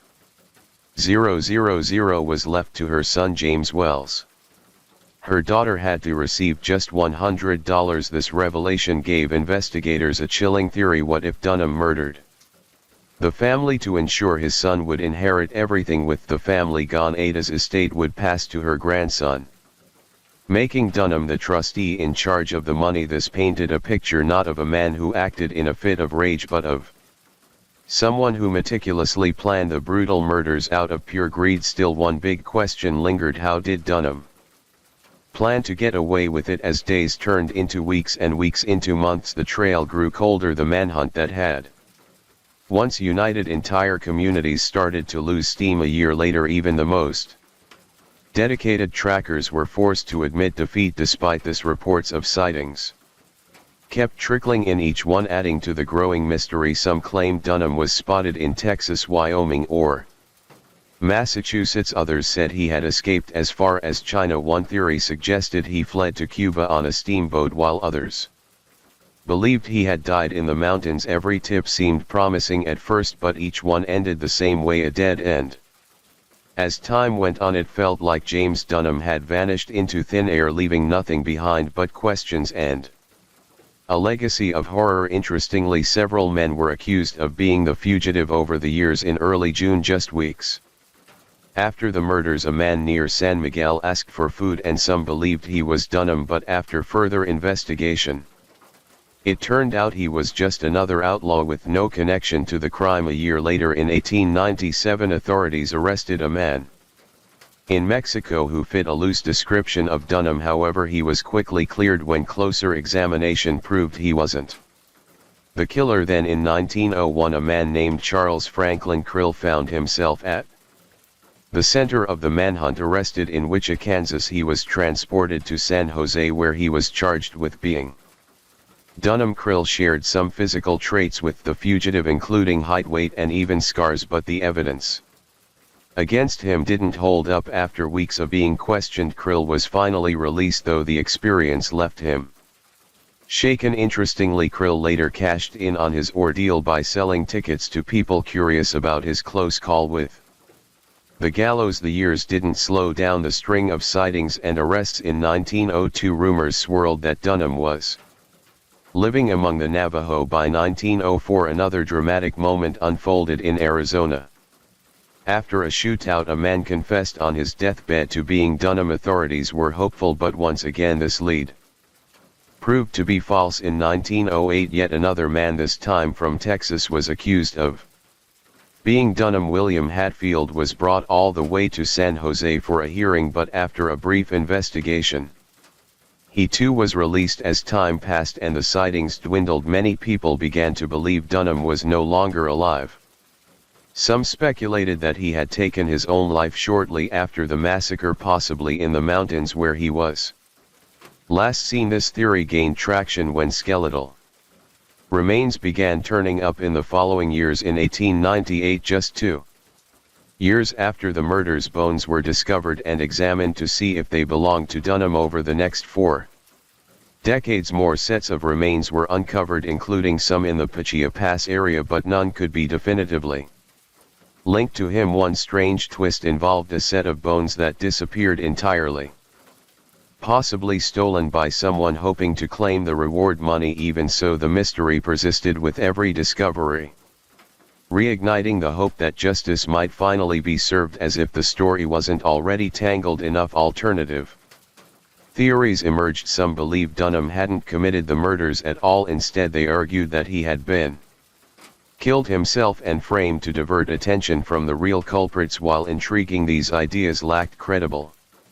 evidence and were largely dismissed. For over 100 years, the story of James Dunham has stayed a big mystery. Did he die alone in the wilderness, lost and forgotten, or did he escape, living a new life under a different name? We may never know the truth, but one thing is certain: the horror of that night left a lasting mark, especially on the only survivor, Percy Osborne Dunham. Percy, just a baby when it all happened, grew up far away from the dark shadow of his family's past. To protect him, he was renamed Percy Brewer and raised by his grandmother. Despite his tragic beginnings, Percy went on to live an incredible life. He became a pilot, served in both world wars, and retired as a colonel. But no matter how far he went, the weight of his family's past likely followed him. Story 5: I did go get a gun and bring it down here. It's in your vehicle. Do you have any guns on you at all? No sir, it's leaning up against the side of my car. You're fine man, you're fine. Turn around for me. I don't have any guns. Okay, yes sir, I see that. Okay, this is your wife and son. Okay, sometimes the people who seem like they're above the law are the ones breaking it in the worst ways. They were rich, powerful, untouchable. For almost 100 years, the Meadow family ruled a quiet corner of South Carolina like their own kingdom. They had deep roots in the legal world. 3 generations of them worked as top prosecutors, putting people behind bars while building a name that demanded respect. But behind the polished smiles and courthouse connections, something was Very wrong. This isn't just some small town drama, it's a twisted story of lies, greed and murder that no one saw coming. A family that looked perfect on the outside was hiding secrets darker than anyone could imagine, and when it all started to unravel, the truth shocked the entire country. To really understand how shocking this case was, you have to know who the Murdo were. In South Carolina for more than 85 years, the family didn't just work in the legal system, they were the legal system. 3 generations of Murdo men, all named Randolph, held the top prosecutor job in the 14th Judicial District. That's 5 counties, and in those 5 counties everyone knew the name. People even called it Murdo country. If you were in trouble with the law, the Murdoch were the ones who could either make it go away or make sure you paid for it. Their influence didn't end at the courthouse. They ran a powerful law firm too, built by the first Randolph Murden nearly a century ago. Over time it became known for big money lawsuits, especially personal injury cases, the kind that win millions in settlements. It was the perfect setup, a family that could prosecute criminals by day and sue powerful companies by night, and through it all they built a reputation that no one dared question. But every empire has cracks, and the Murdo legacy was no different, because while the family looked like Southern royalty on the outside, not everything was as polished as it seemed. And when the 4th generation son Alex Murdo took the spotlight, things started to spiral in ways no one could have predicted. Alex had been living a double life, stealing from his law firm, scamming clients, and covering it all up with charm and connections. But the deeper you dig, the more disturbing it gets. His victims weren't just numbers on a balance sheet. Many were grieving families, injured workers, or people who trusted him at their most vulnerable. And in 2021 that carefully crafted world came crashing down in the most violent, unthinkable way. The first real glimpse into the chaos behind the Murdoch name came on a chilly February night in 2019. Paul Murdo, the son of Alex and Maggie Murdo, just 19 years old at the time, was partying with friends on his family's boat. They had been drinking heavily, despite the fact that Paul was underage, and everyone knew he had a reputation for being reckless when he drank. But that night his recklessness would end in tragedy. Shortly after 2:00 a.m. the boat slammed into a bridge piling near Paris Island. The impact threw several passengers into the dark, freezing water. One of them was 19-year-old Mallory Beach. Her boyfriend and friends searched frantically, screaming her name into the night, but Mallory was gone. It took search teams a week to find her body. The entire state of South Carolina mourned. Mallory was smart, kind, and full of life, and yet almost immediately whispers began circulating. People were already asking, would Paul Murdoch be held accountable, or would his last name protect him? Police body cam footage from the night showed just how chaotic things were. The teens were injured, emotional, and terrified, but one thing stood out: none of them wanted Paul to talk to officers. They knew his family's name could change the outcome, and sure enough, Paul wasn't arrested that night. In fact, months passed before he was charged with boating under the influence, resulting in death, a charge that carried serious time, but few believed he'd ever see a prison cell, and he never would, because before the case could go to trial, before Mallory's family could seek justice, Paul was murdered, shot to death alongside his mother Maggie on the family's hunting estate. And suddenly the boat crash wasn't just a local scandal anymore. It was the first domino in a much darker, deadlier story. The firearm you brought from inside the house. Yes sir, this is a long story. My son was in a boat wreck months back. He's been getting threats. Most of it's been benign stuff we didn't take serious. You know, he's been getting like punched. I know that's what it is. When did you get home? Right when you called, or did you go to the house first? Where is the house? I came to the house first. My mom has late stage Alzheimer's and my dad is in the hospital. On the night of June 7, 2021. Alex Murdo made a chilling 911 call at 10:06 p.m. His voice shook as he told Police he had just found the bodies of his wife Maggie and his 22-year-old son Paul. Okay, and are they breathing? No. Ma'am. Okay, and you said it's your wife and your son? My wife and my son, they were both lying near the dog kennels on the family's massive hunting property, an estate so big it spanned over 1,700 acres in Islington, South Carolina. Actually, hold on, some people just want to go fire rescue. Might have some more sheets we can steal. That's why it shouldn't be like 550. No.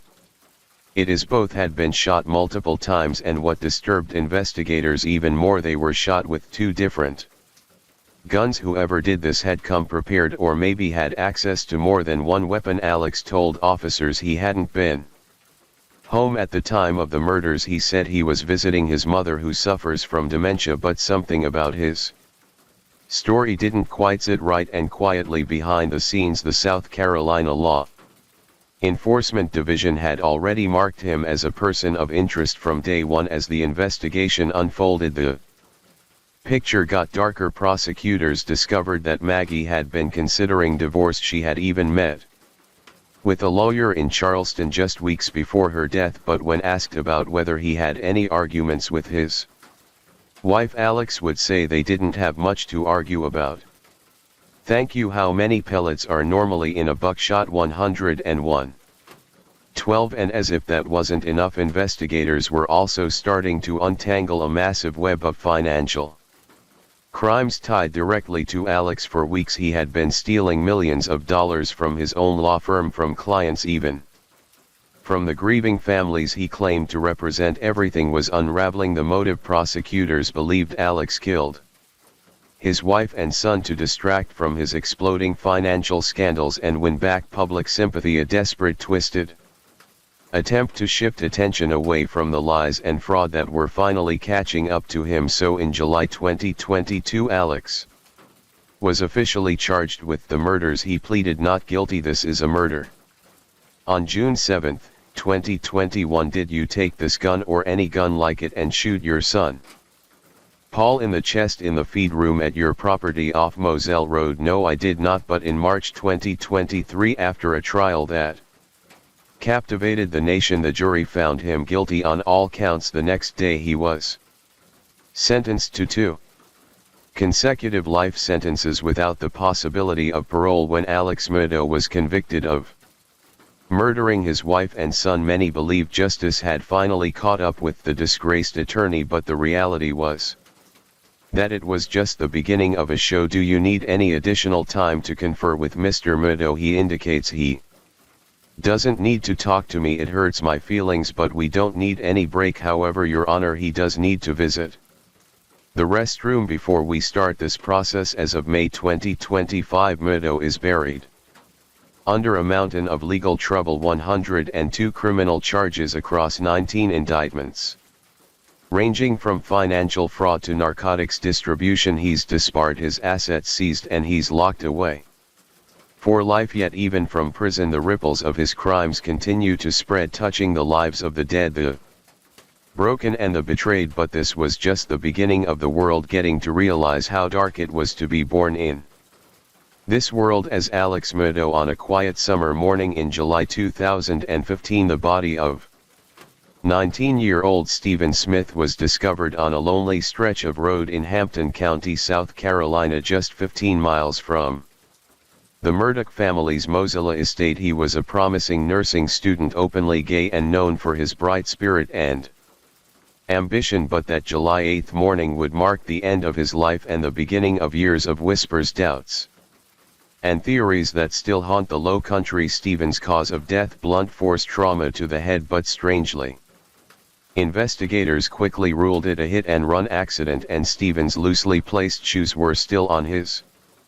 feet, details that didn't quite fit the typical hit-and-run narrative from the beginning. Something felt off. Even more intriguing, Stephen had been a high school classmate of Buster Murdaugh, the eldest son of Alex. As investigators talked to people in the community, a troubling theme kept emerging. Multiple individuals mentioned Buster's name in connection to Stephen. Some even claimed the two had been involved in a secret relationship in a small Southern town where tradition runs deep. Stephen's openness about his sexuality made him a target for both admiration and also cruelty, but despite all the rumors, the case went cold, and for years justice seemed out of reach. Still, whispers never stopped. According to the Greenville News, talk of a cover-up involving someone close to the Murdoch family began to swirl the island.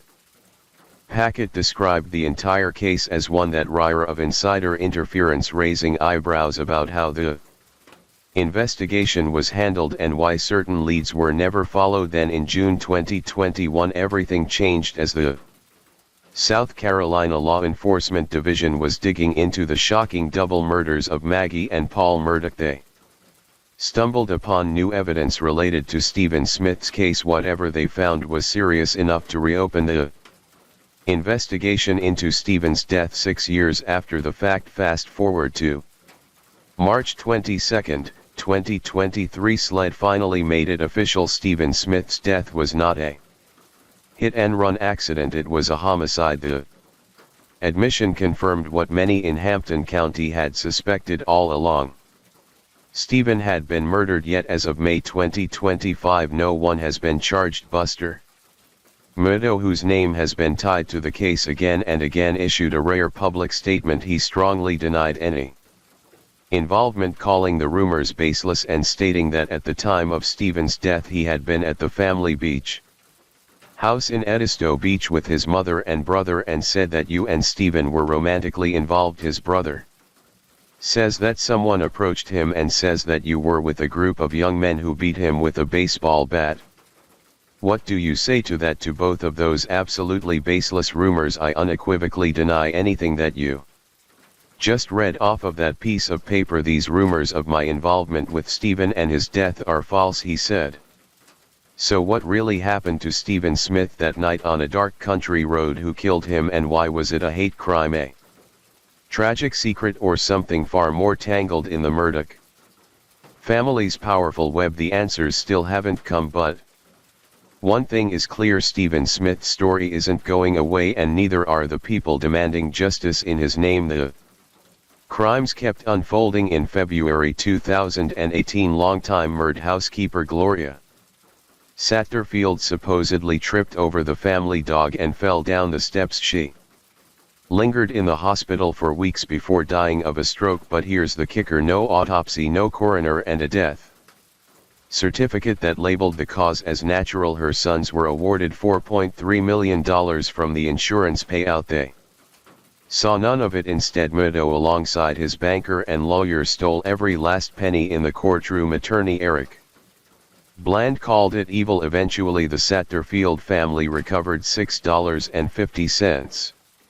million, but the damage was done. By 2023 Murdo was sentenced to 27 years in prison for this and other financial crimes that we will cover later in this video. His co-conspirator Corey Fleming was sentenced to nearly 14 years, while the banker escaped indictment but not scandal. His CEO was fired. Mallory's family filed a wrongful death lawsuit implicating Alex and Buster in providing alcohol to Paul soon after allegations surfaced that Alex had coached the surviving teens to stay quiet and even steered them to a family friend as their lawyer to control the narrative. This case and the pressure it brought began to unravel the Murdo empire. Right before Maggie and Paul were killed, Alex was scheduled to hand over financial records. Maggie had hired a forensic accountant. Days later both were dead. Coincidence or something more sinister? By September 2021 Alex Murdo's carefully crafted life of power, wealth and prestige was starting to fall apart, and fast. It all began on September 3, 2021 when Alex suddenly resigned from his family's powerful law firm. Peters Murdo, Parker Ellsworth and Dietrich PMPED behind the scenes. His colleagues had confronted him over allegations of embezzlement, and not just pocket change, we're talking millions of dollars. According to the New York Times, the financial discrepancies were staggering. That moment marked the crumbling of what one journalist called Alex Murdo's house of cards. The public began to watch fascinated as the scandal spiraled into something darker than anyone had imagined, but the very next day things took an even stranger turn. On September 4, Alex called 911 from a rural South Carolina road. He said he'd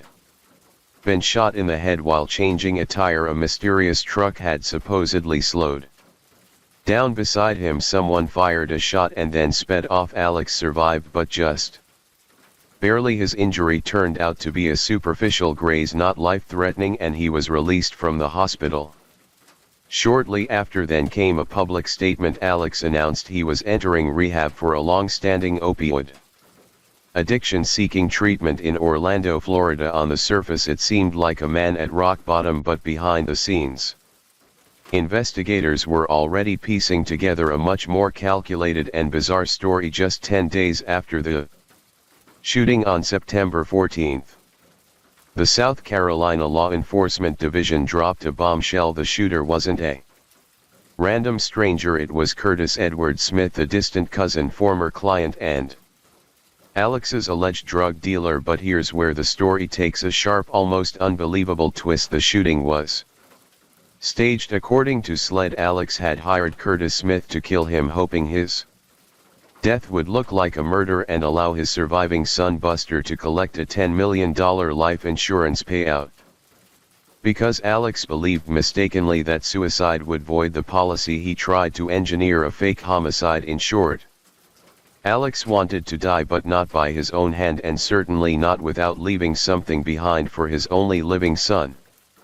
Smith was arrested and charged with assisted suicide, aggravated assault, and insurance fraud. Alex meanwhile admitted to orchestrating the whole thing, citing massive depression and a deep addiction to oxycodone as the reasons behind his unraveling state of mind. But Curtis Smith didn't go quietly. He denied ever shooting Alex, claiming he never intended to kill him. In Smith's version of events, Alex was the one spiraling, and Smith simply fired a warning shot into the air to knock some sense into him not to take his life. It had nothing to do with insurance fraud, he insisted. By November 4, a Hampton County grand jury indicted Alex on 3 charges related to the botched assisted suicide scheme, but the damage to his credibility and the Murdaugh family name was already done.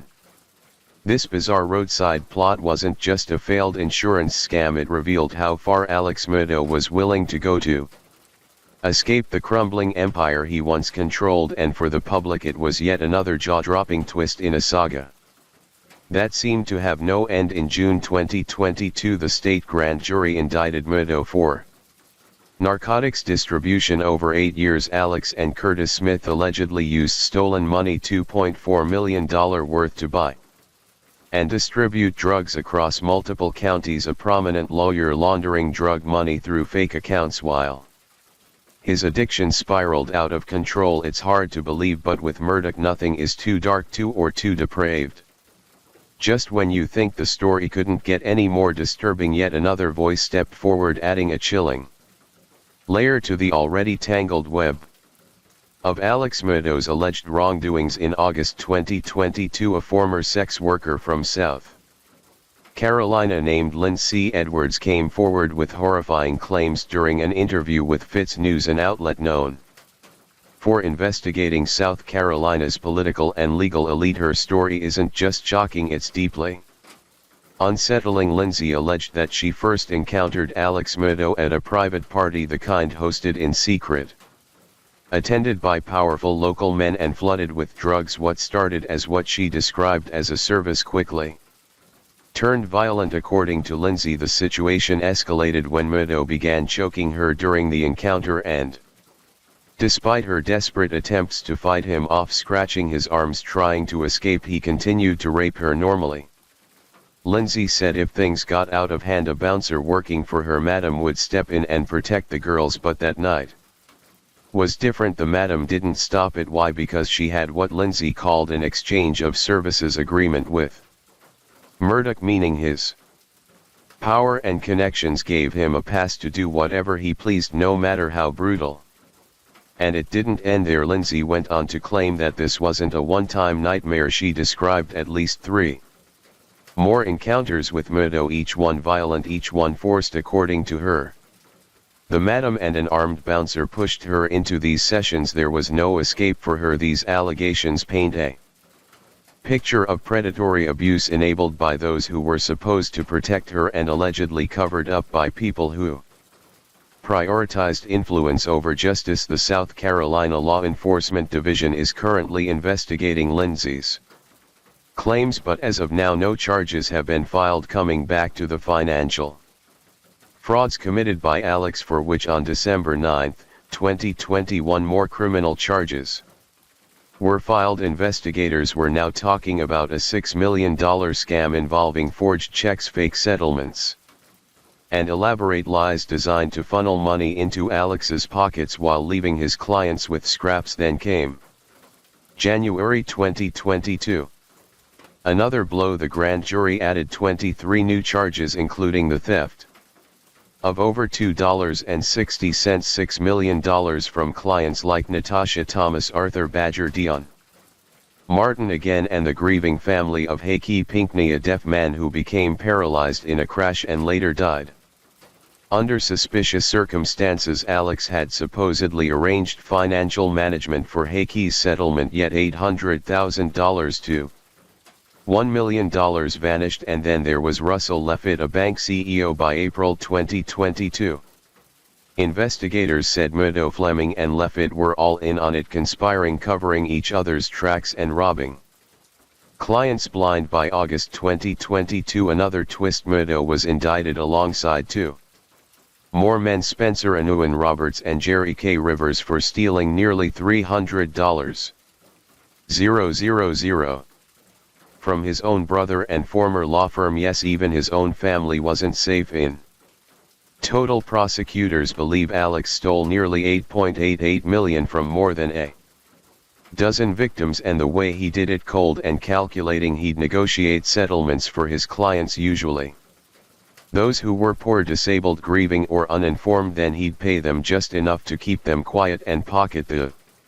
rest. Some of his victims were minors, immigrants, and even families of the deceased. He even used money orders to an unnamed family member to launder the stolen money. On May 24, 2023, the U.S. Attorney's Office indicted Murd on 22 federal counts: wire fraud, bank fraud, money laundering, and conspiracy to commit both. They estimated $12.4 million.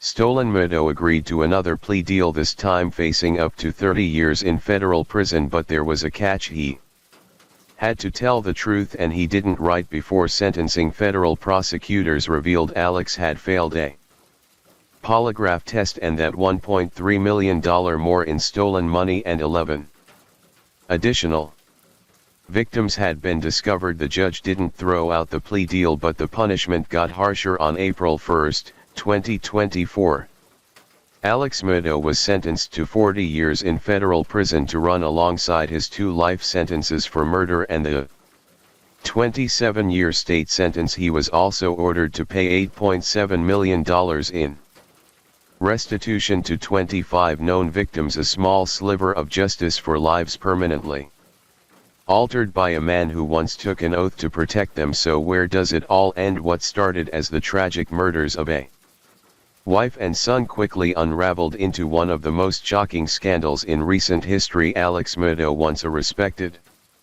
attorney from a powerful Southern family, was exposed for a staggering list of crimes: financial fraud, drug addiction, staged suicide, money laundering, and more. And while the double homicide caught national attention, the deeper story revealed something far darker: years of lies, abuse of power, and victims who never got the justice they deserved until now.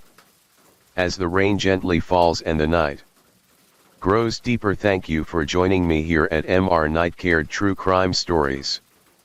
Remind us of life's mysteries and the importance of staying aware even as we seek comfort in the quiet of the night.